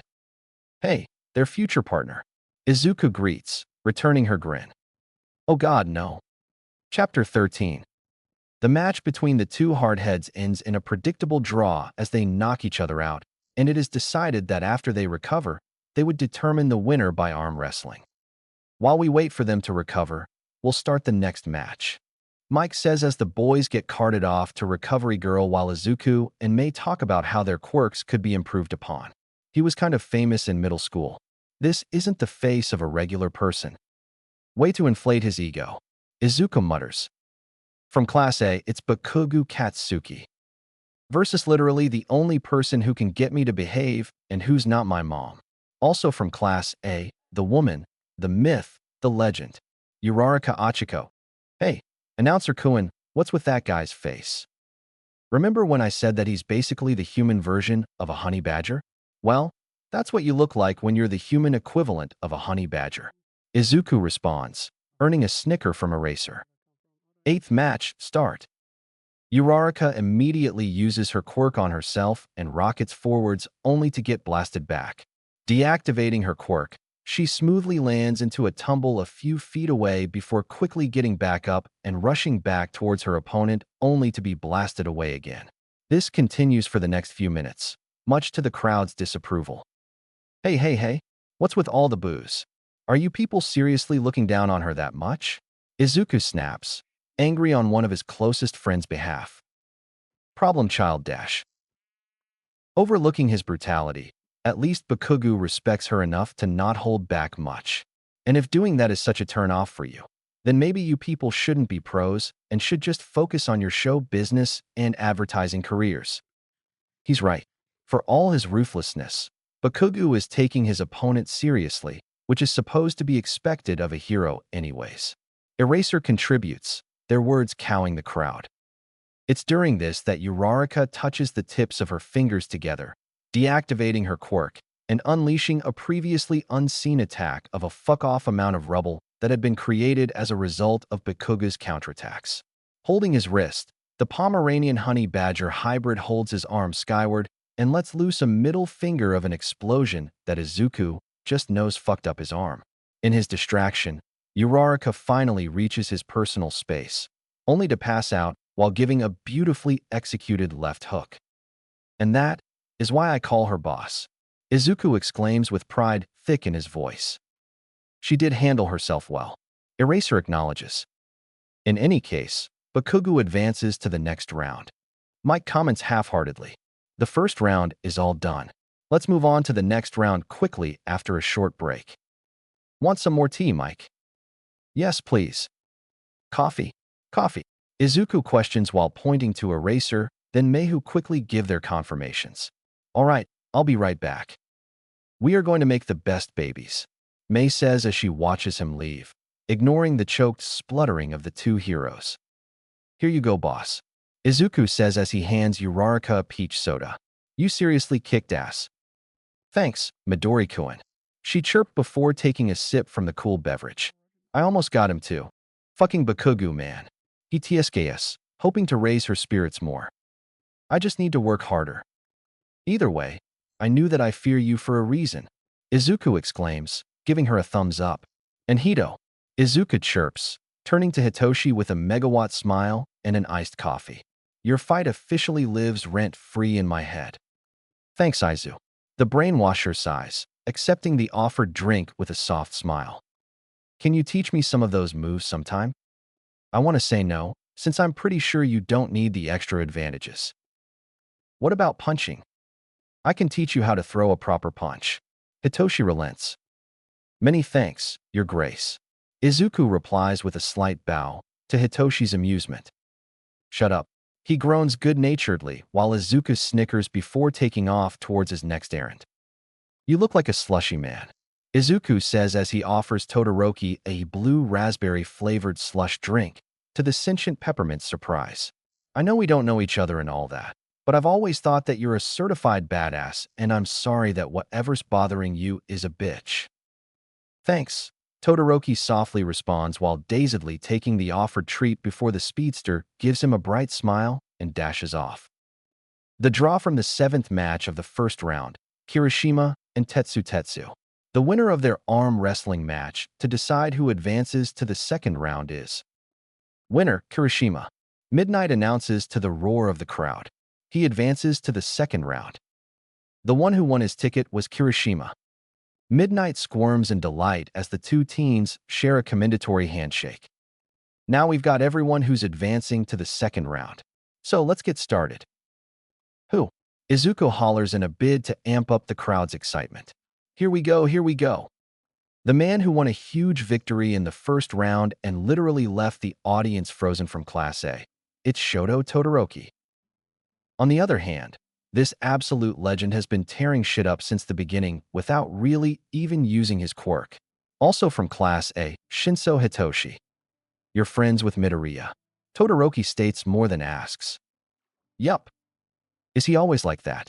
He asks, referring to the fact that the teen had given him a treat and tried to encourage him despite them never having spoken before. Pretty much, yeah. Shinso confirms with a shrug. And start. The ice misses Shinso by a few inches as the team quickly dodges out of the way. He lands into a roll before bouncing back up and dashing towards his opponent. We're no strangers to love dash. Shinso's baritone voice fills the air to Izuku's delight and dismay. Is he? Izuku rhetorically asks, somewhat excited and horrified at the same time. No, no. You know the rules, and so do I dash. Shinso continues to sing while dodging Todoroki's icy attacks. Oh my God, he is. Mike whispers reverently. Oh God. Eraser mutters, burying his head in his hands. A full commitment's what I'm thinking of, dash. The brainwasher uses one of the icicles as a springboard to soar over yet another attack, which lands him close enough to the male, Elsa, to punch him in his gut. You wouldn't get this from any other guy, dash. The brainwasher sings with a wink before aiming a spinning back kick that wins the sentient peppermint. You know, the more I think about it, this is kinda scary. Izuku comments as his best friend wrecks his opponent's shit. Like, imagine you're a villain and a hero comes and kicks your but while singing pre-Quirk songs. I'd reevaluate my life choices right there. Mike remarks while the heroes in the crowd earnestly agree. Imagine if he had a baby that replicated voices perfectly. May, that's absolutely terrifying. When are we going to start working on it? The duo's matching grins send shivers down Eraser and Mick's spines. I just want to tell you how I'm feeling. Gotta make you understand, dash. The singing meme lord takes up a boxing stance before resuming. Never gonna give you up, never gonna let you down, never gonna run around and desert you, dash. He elegantly flips away to Todoroki's mounting frustration. Never gonna make you cry, never gonna say goodbye, dash. Enough. The half-and-half teenager hisses, subconsciously letting his flames loose and giving Hitoshi the necessary in to order him to step out of bounds. Todoroki is out of bounds. Shinso advances. I can't believe that this is how I find out I'm right. Izuku breathes as the crowd goes apeshit. I had a feeling that he would have an amazing singing voice. I just didn't consider the cost of finding out. Shudo dash. Whoa, what the hell? Izuku exclaims as the human embodiment of a blistering migraine rages from the stands. How dare you disgrace me with this pitiful display? This is not what I created you for. Security. Present Mike numbly requests. Little help there? Multiple heroes rush onto the scene. At one point, one of them pokes their head into the announcer's booth to borrow May's capture gun. What was that?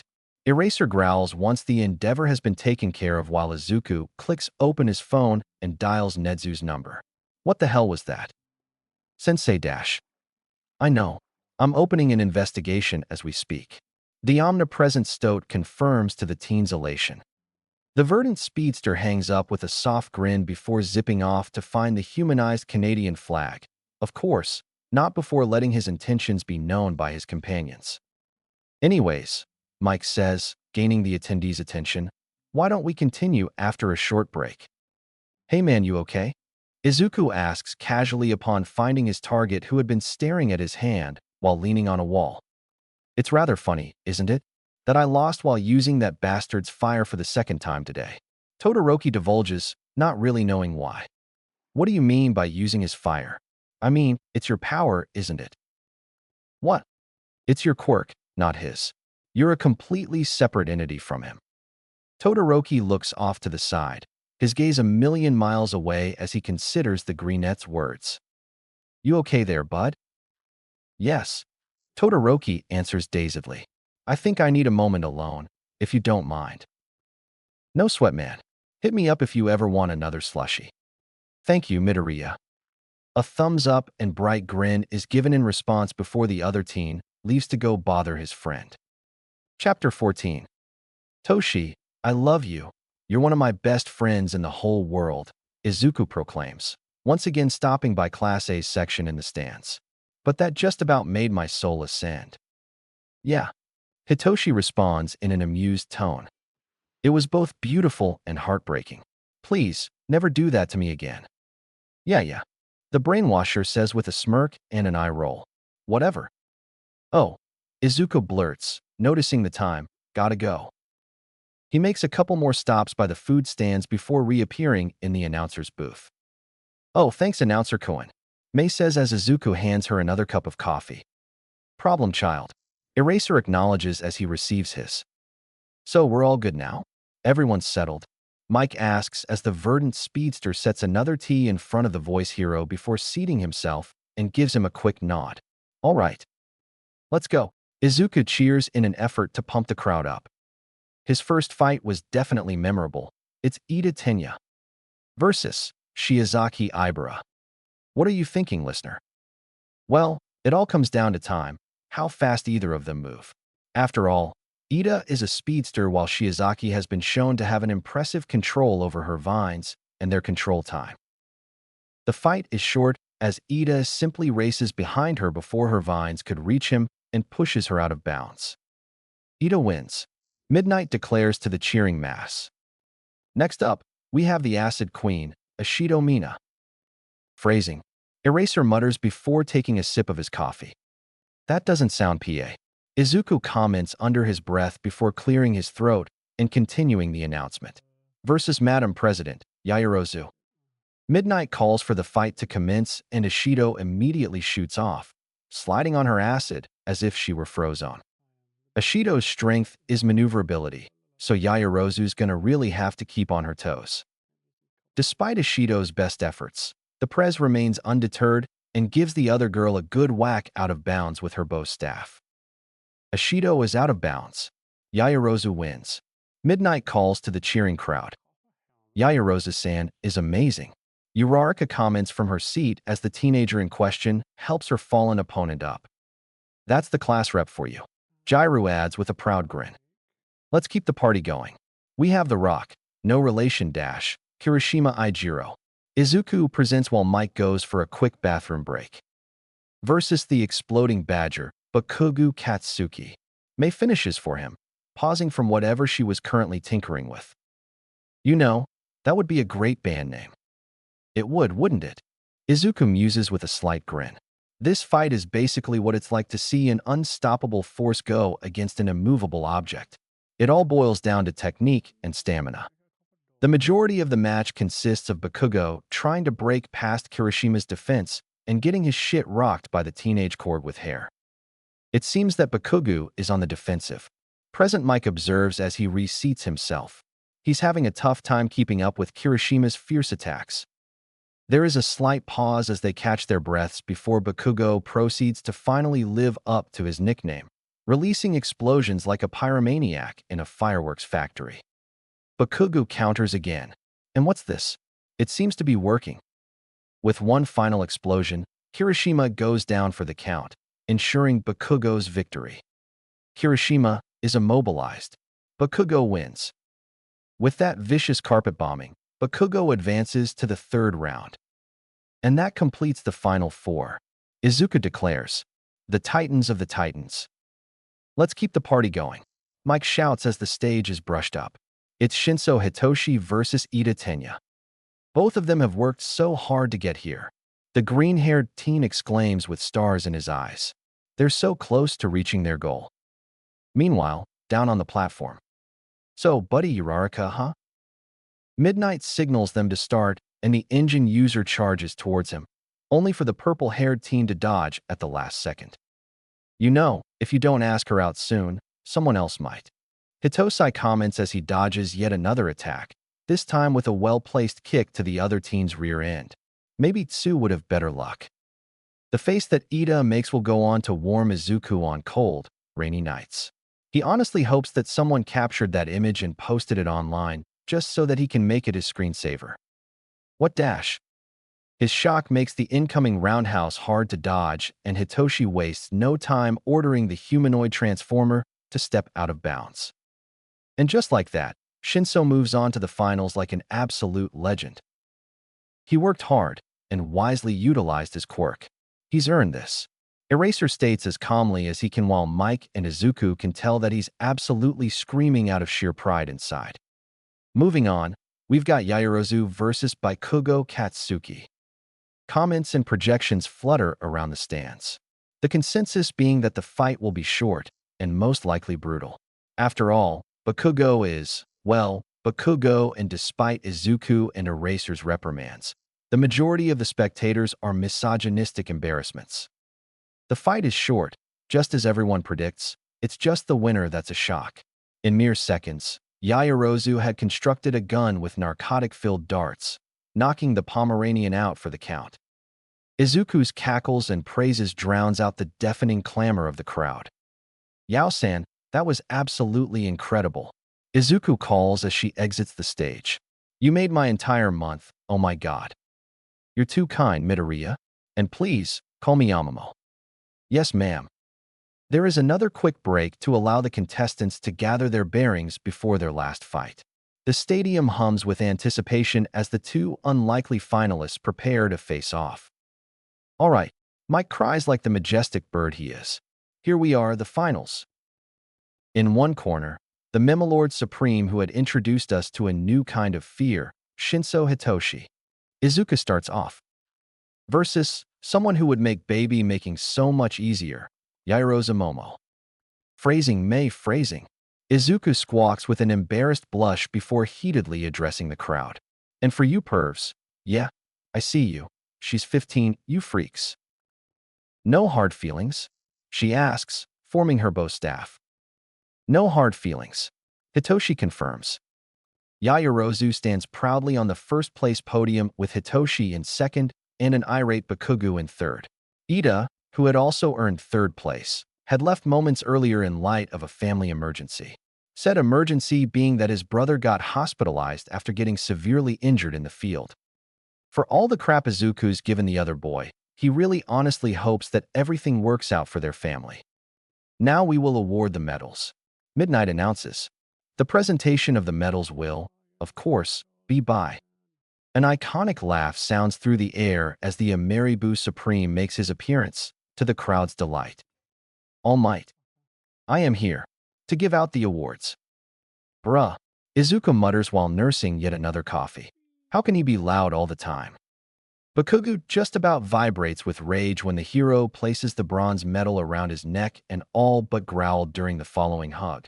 Hitoshi preened with pride as he received his silver and muttered something that clearly flustered All Might during their hug. And Momo, well, she handled her bestowing with the grace of a seasoned Oscar winner to the point where All Might wasn't sure if he could hug her since doing so would be the same as being discourteous with Meryl Streep. Well, they were the winners this time. All Might says, signaling the end of the distribution of the awards. But listen here. Anyone here could have ended up on these podiums. It's just as you saw competing, improving each other, and climbing even further. The next generation of heroes is definitely sprouting. So, I have just one more thing to say. Everyone, please say it with me. Ready, go. Thanks for your hard work. Plus Ultra. The crowd roars at the same time. What? It should have been Plus Ultra. There, All Might. Well, I thought everyone worked hard. With that, the festival ends. Good work. Aizawa congratulates as Class 1A reconvenes in the classroom to be properly dismissed. So there will be no school tomorrow or the day after. I'm sure the pro heroes who watch the sports festival will want to recruit you, but we'll consolidate everything and announce it when you get back. So rest well and look forward to that. Yes, sir. That evening, Ida signs in at the hospital's front desk and, probably for the first time in his life, books it through the hallway to his waiting mother. Mother. Tenya, she responds, rushing to hold on to her youngest and somewhat panicking son. How is Tensei doing? He rushes out before approaching the door. Tensei. Tenya, keep your voice down and put on a mask. The distressed teen bursts through the door and promptly stops in his tracks. There lay his brother, his first hero, covered in bandages from head to toe. The older sibling, who was usually so full of life and energy, was the most quiet the teen had ever seen him. It was the most terrifying thing he'd ever seen. More so than Aizawa-sensei or the villains they'd already faced. The anesthetic wore off earlier and he regained consciousness. He is still in a haze. If he came into surgery 2 minutes later, it would have been too late. The doctor explains, sympathy dripping from his voice. Tenya, mother, the fallen hero croaks out, startling his little brother out of his slight stupor. Tensei, the 15-year-old cries as he rushes to the bedside. Tenya, I'm sorry, your big brother lost. Brought to tears, Tenya, nor their mother, hear the door open once more until a familiar voice interrupts them. Excuse the interruption, but I believe we could be of some assistance. Harrison-sensei? Ida exclaims, shocked at his teacher's appearance. He then notices a familiar being perched on the man's shoulder. Nedzu-san. Good evening, Ida-kun and family. Allow me to properly introduce myself. My name is Harrison Reiji, and, as you know, this is my associate/employer, Principal Nedzu. Please, allow us to introduce you to science. Chapter 15. Izuku turns away from his phone to peer over the back of the couch at his mother, who was currently puttering around the kitchen. Hey, Mom. Do you know what would be a good gift to someone who has a family member in the hospital? She pauses in her work to look back at him. Your friend Ida-kun, right? Yeah. Izuku responds, prompting her to leave the kitchen behind and sit adjacent to him on the arm of the chair next to the couch. Well, what is he like? Beef stew, organization, studying. The teen lists off with a small frown, earning a narrowed-eyed look from the older woman. No, really. Izuku vacantly blinks at her, and she blinks back. Okay, well, what about a box of oranges? Or a fun hospital gown for his brother? Or groceries could work too, she suggests before retreating to her previous post. That could work, the teen replies as he turns his attention to his phone.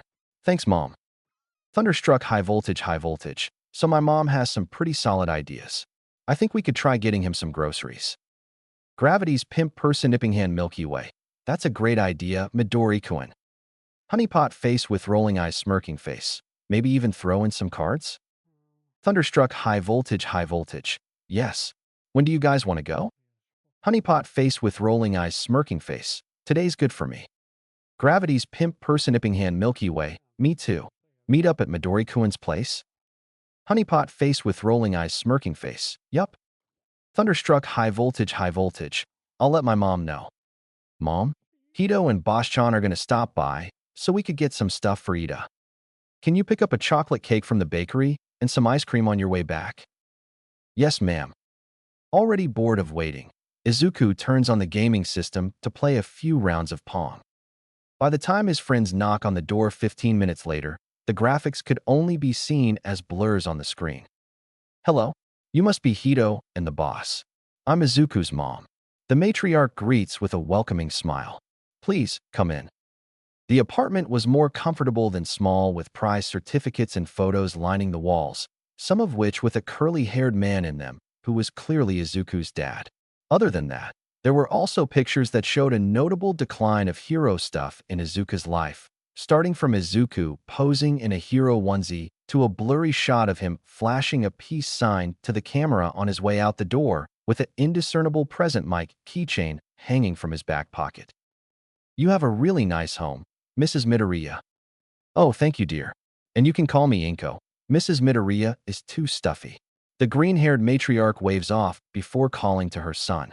Izuku, your friends are here. It takes a fraction of a second for the boy to close the game, zip in from the living room, and stop right in front of the two teens with a blinding grin. Hey guys, want some water or something? His question is answered with a couple of bewildered head shakes. Well, let's go then. Before they knew it, he was ushering them towards the door. Bye, Mom. The greenette calls as they go. By Mrs. Midori, Inko. It was nice to meet you. Likewise, the older woman warmly responds. Be safe now. Feel free to join us later for dinner and dessert. That sounds great. What kind of dessert? Hitoshi questions with the countenance of a cat that was being lured in with treats, managing to stop in his tracks before Izuku could fully get him out the door. Chocolate cake and ice cream. Can my dads come?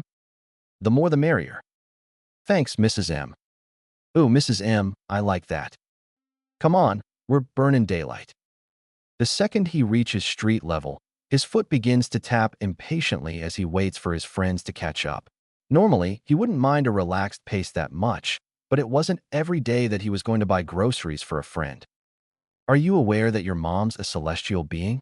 Hitoshi comments as he joins Izuku on the street level. Yeah, Midori-kun. How did someone like you come from an angel like her? First off, ouch. The speedster retorts as they begin to head towards the grocery store. Secondly, don't let the apron and sweets fool you. There's a reason why I try not to piss her off. And it's not because you respect basic authority? Hell no. The verdant speedster argues earnestly. Literally most of the adults in my life before were pretty damn hard to respect. Apparently, when you're quirkless, you're less than nothing. You're not worth the effort to file a complaint against your bullies. You're not worth a fair grade in class. You're not worth the door to the school's roof being unlocked. Shit. You're not even worth the effort to give a ticket for a damn movie. Your existence is a blight. Fuck if you're a kid. The only adults who didn't treat me like I was some subhuman oddity were my dad, my mom, and the adults who would share the science hub space with me. So fuck respect for basic authority. They want my respect. They're gonna have to earn it. Good thing Ito wasn't here to hear that. Oh, yeah, he would have blown a gasket. Eventually, they get all of the groceries they were looking for, as well as some additional treats that they later eat on the train and make their way to the Ito residence. Fucking residence. What the hell? Fucking rich people. Izuku mutters under his breath as Uraraka rings the doorbell and a demure-looking woman wearing the trademark Ito blue hair in a bob and stylish glasses shyly opens the door. Hi. Sorry to disturb you, ma'am. My name is Midoriya Izuku. This is Shinso Hitoshi and Uraraka Achiko. We're friends of Ida-kun. We just wanted to check up on you guys and give you this. The green-haired teen greets awkwardly, hefting the bags in his hands. Something shifts in her eyes and a small, very small, smile graces her face before she opens the door wider. Oh, how sweet. Please, come in. As they wander in, the difference between their worlds is glaring. Where the trio come from cozy apartments, Ida lived in an actual palace. Izuku was following as closely as he could, and he still felt kind of lost. Tenya, dear, your friends are here to see you. The woman calls. I'll take that, Midoriya-kun. Oh, okay. The woman disappears with the bags, only to be quickly replaced by her apparent son. Honestly, the boy looked pretty terrible. Izuku had to beat back the twisted, tiny little feeling in the back of his mind that was content at seeing the engine user in such a state with a stick as he fully takes in the blue-haired teen's disheveledness. His hair was a mess, his shirt was untucked, he had bags for days under his red eyes, and there was a slight trace of mucus on his upper lip. Hey, Izuku greets lamely. Sorry if we're cutting into your alone time. It is all right. It is nice to see friendly faces. There's a slightly uncomfortable silence as the teens stare at each other, waiting for the other to speak. Listen, I suck at these kinds of things, so I'm just gonna be blunt. The green speedster blurts, breaking the pause. What happened sucks. The world can and will be a bitch sometimes, targeting good people for shits and giggles. His mind skips to a broad grin and infectious laugh, to sparkling, mirth-filled gray eyes and the most unruly, curly hair to exist, to a deep, rumbling voice filled with patience, joy, love. I don't know how to make things better, the green-haired teen continues, but I can be there with whatever you need. Ray's gonna get your brother back in tip-top shape. He's one of the best. And in the meantime, you are more than welcome to talk about or ask of anything you want. After all, we are friends and everything. Thank you, Midoriya-kun. Ida sighs with a grateful smile. Really? Yeah. The green teen waves off. We speedsters gotta look out for each other and all that. Indeed. Well, I'm not a speedster, but I feel the same way. Uraraka earnestly pipes in. Me too. Thank you. All of you. Ida says, making his gratitude known. I'm sorry that your weekends ended up having to be spent visiting me during my wallowing. It's not wallowing. You almost lost your brother. That's heavy shit. Izuku easily replies with a good-natured eye roll. And honestly, I can't think of a better way of spending my weekend than making sure that you're okay. Midori-kun. Anyone speaks a word of this to anyone outside of this room, I will make sure that it's the last thing they do. Fair enough. Duly noted. Hitoshi drawls before giving him a teasing smirk. But may I just say, you were giving off some major Mrs. M vibes before. Yeah, it was like you were her son, or something. Ochako cheers, causing the green-haired boy to gaze tiredly at his fellow speedster. Your friends, Ida-kun, he says, gesturing to the two with an air of absolute doneness. Please, call me Tenya. Izuku. The handshake is short, firm, and purely amicable, way more so than their first greeting. I'm so happy you two have finally become friends. Weren't we friends before? Not really. You were more like co-friends, you know. Well, in commemoration of us finally becoming friends, Izuku pauses to stick his tongue out at Uraraka. Want to come back with us for dinner and chocolate cake? My mom didn't really say anything beyond it being just dinner and dessert, but I'm guessing it's to celebrate the fact that we didn't suck at the sports festival. It's okay if you don't want to. I could just save you and your mom a slice. Didn't suck. Bitch, I was second place. Yes, Toshi. Izuku drones with faux exasperation. You're the prettiest of us all, Toshi. You should rule the world, Toshi. Happy now. Ah, and so the asshole returns. If it's all right with you, I'd like to stay here and think some more. No worries. Like I said, I'll just save you and your mom a couple slices and give them to you at school. Thank you, Izuku-kun.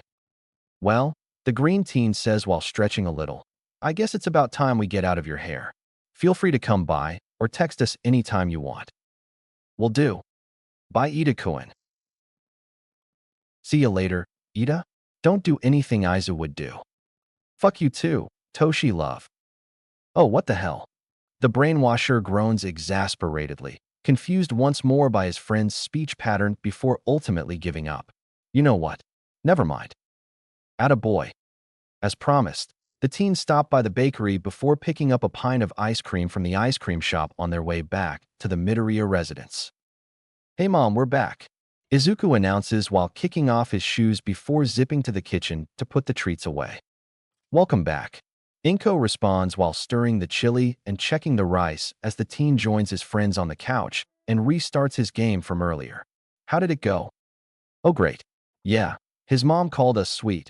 We got to go in his house. Hitoshi snorts derisively at the wording, and Ida, or should I say Tenya, and I are full-on friends now. That's wonderful to hear, dear. Do you think we could save them a couple slices of cake? I promised I'd save some and bring it to school. Absolutely. Ooh, maybe I could bake them some brownies too. Mom, I'm pretty sure that if they wanted brownies, they'd call their private baker or something. We promised cake. Let's just stick with that. How are you, her son? Well, Cheiko, when a man loves a woman very much dash. Izuku, Inko tuts, stopping her son in his tracks. Yes, ma'am. I'm sorry if I'm being too forward, but could you teach me how to do that? Ochako asks with stars in her eyes. Of course, sweetie. And just like that, this environment has become unbelievably hostile. I can't live here anymore. Izuku cries melodramatically as the doorbell rings. I'm gonna call Pops, see if he can give me a lift to the lab. Don't be so dramatic. Inko lightly admonishes through fond laughter as she goes to answer the door. On the other side stands a grinning Yamada with an impassive Aizawa. Oh, hello there. You must be Hitoshi-kun's parents. Please, come on in. Thank you for having us. Oh, Midoriya Inko. But please, call me Inko. She introduces herself as the newcomers take off their shoes. Dinner will be ready in a minute. Would you like some tea or coffee in the meantime? No, thank you. Hey Dad, hey Pop. Aizawa-sensei. Mike-sensei. Ochako all but screeches in shock upon seeing her teachers. What's up? Izuku drawls while keeping his eyes glued to the TV screen. How's it going? Human Alt plus Delete and current microphone. Midori-kun. What? They have no power here. Problem children. Aizawa greets, fighting back an amused grin at the green teen's nickname for him. I'm so sorry about him. Inko says from next to him. I could only do so much. Don't worry, it's fine. Hizashi waves off, also amused. So this is the listener when he was little, huh? Oh yes. Not much hero stuff.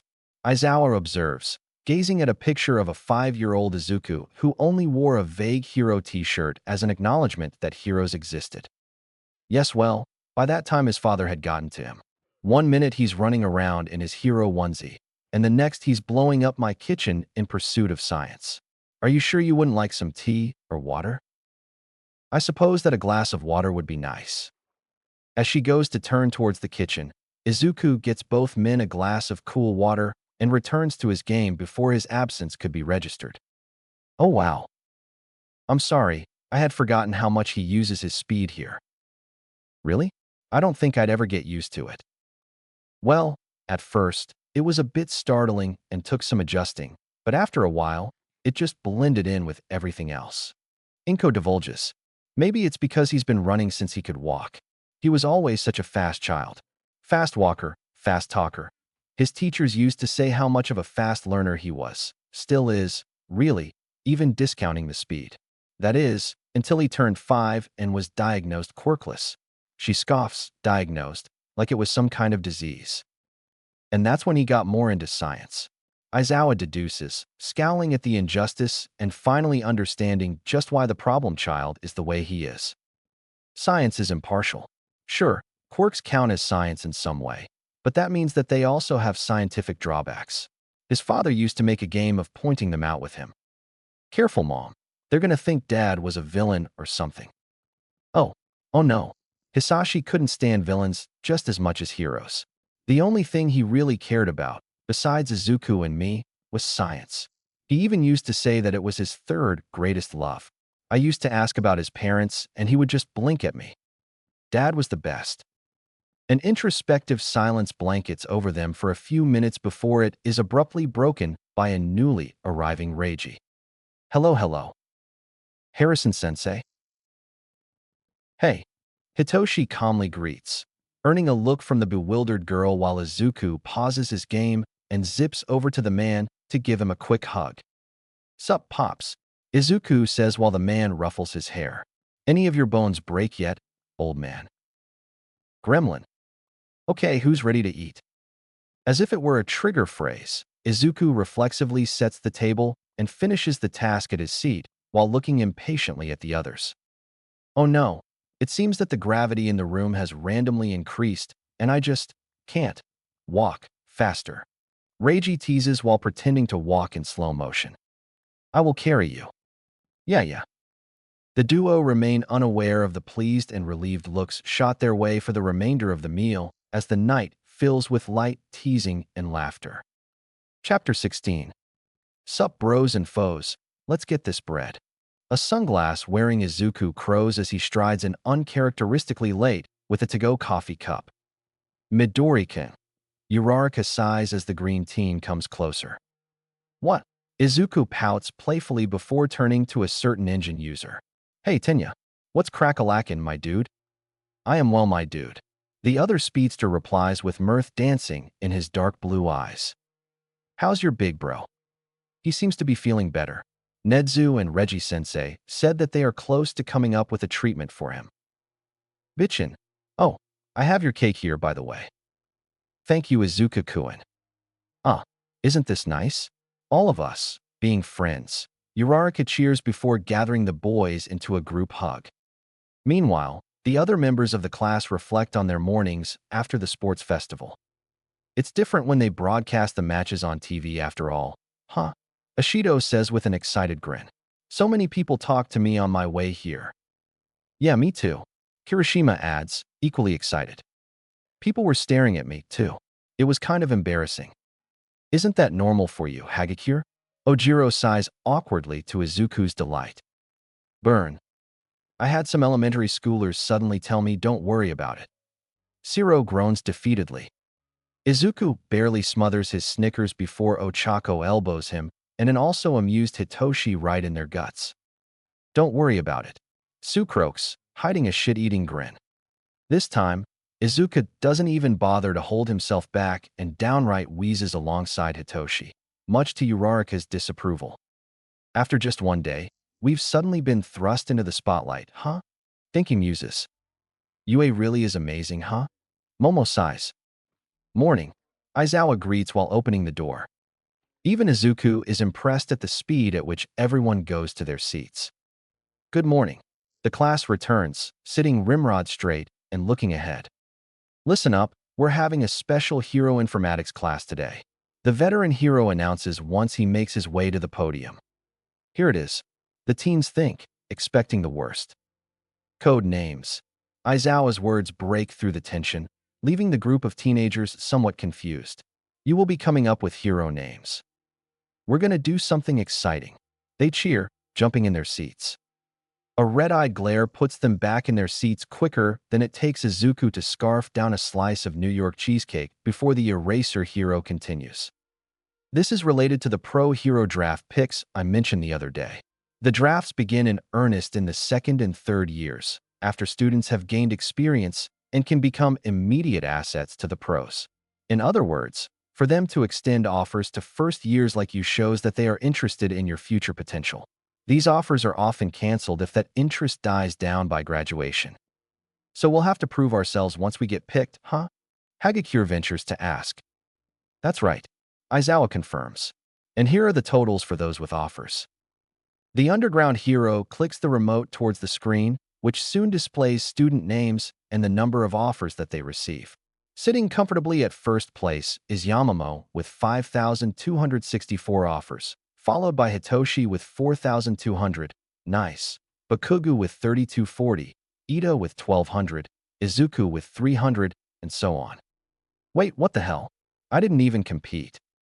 And yet you managed to make a lasting impression, Aizawa remarks, using his capture scarf to hide the tiny smirk that had worked its way onto his face. How could you not, with your entertaining commentary, easygoing demeanor, and impressive quirk? Oh, Yamamo, you angel without wings. You deserve every single offer you've received and more. Thank you, Midoriya. How kind of you to say. Simp. Hitoshi snarks while leaning forward in his seat. For her? All day, every day. Izuku easily replies while an ecstatic Uraraka jostles Ida upon noticing their names won the board. Besides, the two of you more than deserve those offers. I'm going to say this right now. Sato calls out. Midoriya, there's no way in hell I'm interning with you. Oh, the green speedster cries, dramatically clutching his chest. Right in the chest. Keeping these results in mind, Aizawa continues, bringing them back on course. Whether or not anyone asked for you, you will all be participating in internships with pros. Wait, what? At USJ, you already got to experience combat with real villains, but it will still be meaningful training for you to see pros at work firsthand. So that explains the hero names. Things are suddenly getting a lot more fun. Well, those hero names are still temporary, but if you're not serious about it, you'll have hell to pay later. A familiar voice interrupts as the door opens and Kiyama-sensei struts in. Because a lot of hero names used by students become recognized by society, and they end up becoming professional hero names. Midnight. Well, that's how it is. Aizawa concludes. So Midnight will be making sure your names are okay. I can't do stuff like that. When you give yourself a name, you get a more concrete image of what you want to be in the future, and you can get closer to it. With that, she leaves them to it. Some stay in their seats and stare thoughtfully at the mini whiteboard that they had been given, while some others drift towards their friends to brainstorm. Have any ideas yet, Midori? HM?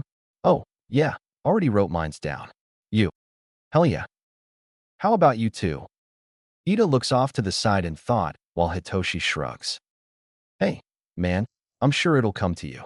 I'll even help. Thanks. No prob, Bob. Izuku waves off. It'll have to be simple, and something that can throw people off, still close enough to make people feel dumb in retrospect. Uraraka suggests as Izuku places his hand to his chin in thought. How about Siren? Like Siren but edgy. I hate the fact that I actually like it. Some more time passes until everyone eventually returns to their desks, which Midnight takes as her cue to start up the second part of the activity. Okay, let's start presenting names starting with those who are ready. She announces to the teen's surprise. Here I go. Aoyama announces, seizing the opportunity to be the center of attention. Shining hero. I cannot stop twinkling. Which means, you can't stop my sparkles. Don't you think that it's a little wordy? Their teacher comments dubiously. How about Aster, which is the French word for star? Short and regal. You're right. Thank you, mademoiselle. Then I'll go next. Ashido cheers before all, but skipping up to the podium. Hero name, Alien Queen. Can she really call herself that? Legally. It should be fine, I think. Midnight assures. It'd be an interesting callback. Yay. Ribbit. Then may I go next? Go ahead, Azui-chan. I've had this in mind ever since I was in elementary school. The green-haired Kermit Kin says as she walks up and presents her board. Rainy season hero, Froppy. Oh, now that's hella cute. Izuku comments, voicing everyone else's thoughts. That's so cute. It seems friendly. I like it. Thanks, Froppy. You've brought things back to normal. Kirishima presents next, going with the moniker, Sturdy Hero, Red Riot. Red Riot? You're paying homage to the chivalrous hero, Crimson Riot, right? Yes, it's pretty old-fashioned, but the hero image I'm going for is Crimson himself. If you're bearing a name you admire, it'll come with that much more pressure. I'm prepared for that. Jiro takes earphone jack, Shoji chooses tentacle, Siro takes cellophane, Ojiro gives himself tailman, which Izuku finds kinda disappointing. Sweet's hero, Sugarman. Sato declares at the front, making Izuku sweat drop. Kaminari calls charge bolt. Next goes Hagakure, who dubs herself Invisible Girl. Wait, isn't that copyrighted? Hitoshi questions warily. You know what? Let's wait and see. Midnight replies as the girl reclaims her seat. Come on, let's keep right on going. Yamamo presents her name as Uranami. Shoto chooses his own name. Tokoyami takes Tsukuyami. Hitoshi goes with Izuku's suggestion to Midnight's approval. Koji displays anima. Eventually, the relatively chill vibes are disrupted by none other than Bakugo. King Explosion Murder. The blonde snarls as he looms over the podium with his board. You probably shouldn't use something like that. Midnight advises with a worried frown. Why not? You should be Explosion Boy. Shut up, shitty hair. Eventually, the blonde retakes his seat with a scowl as his friends continue to tease him. Okay, my turn. Uraraka breathes as she walks up to the podium before displaying her board. This is what I thought of, novelty. Oh, nice. Izuku exclaims as Hitoshi and Ida cheer, making the girl blush. Yes, very stylish. Midnight compliments as Uraraka goes back to her desk. Choosing hero names is going more smoothly than I thought it would. All that's left is Bakugo, who needs to rethink his, and Ida. And Midoriya, right? Izuku makes a noise as if Midnight's comment jogged his memory before reaching the podium in a few strides and displaying the unstoppable hero, Inertia. Ooh, flashy. Midnight comments as Ida takes Izuku's place at the podium. The enduring hero, Mercury. Ida announces, earning a very enthusiastic thumbs up from his verdant counterpart alongside his teachers. All right, Bakugo, are you ready yet? Lord Explosion Murder. No, that's still no good. Satisfied with the results of the naming, Aizawa emerges from his cocoon and takes his place at the podium while Kiyama stretches her arms next to him.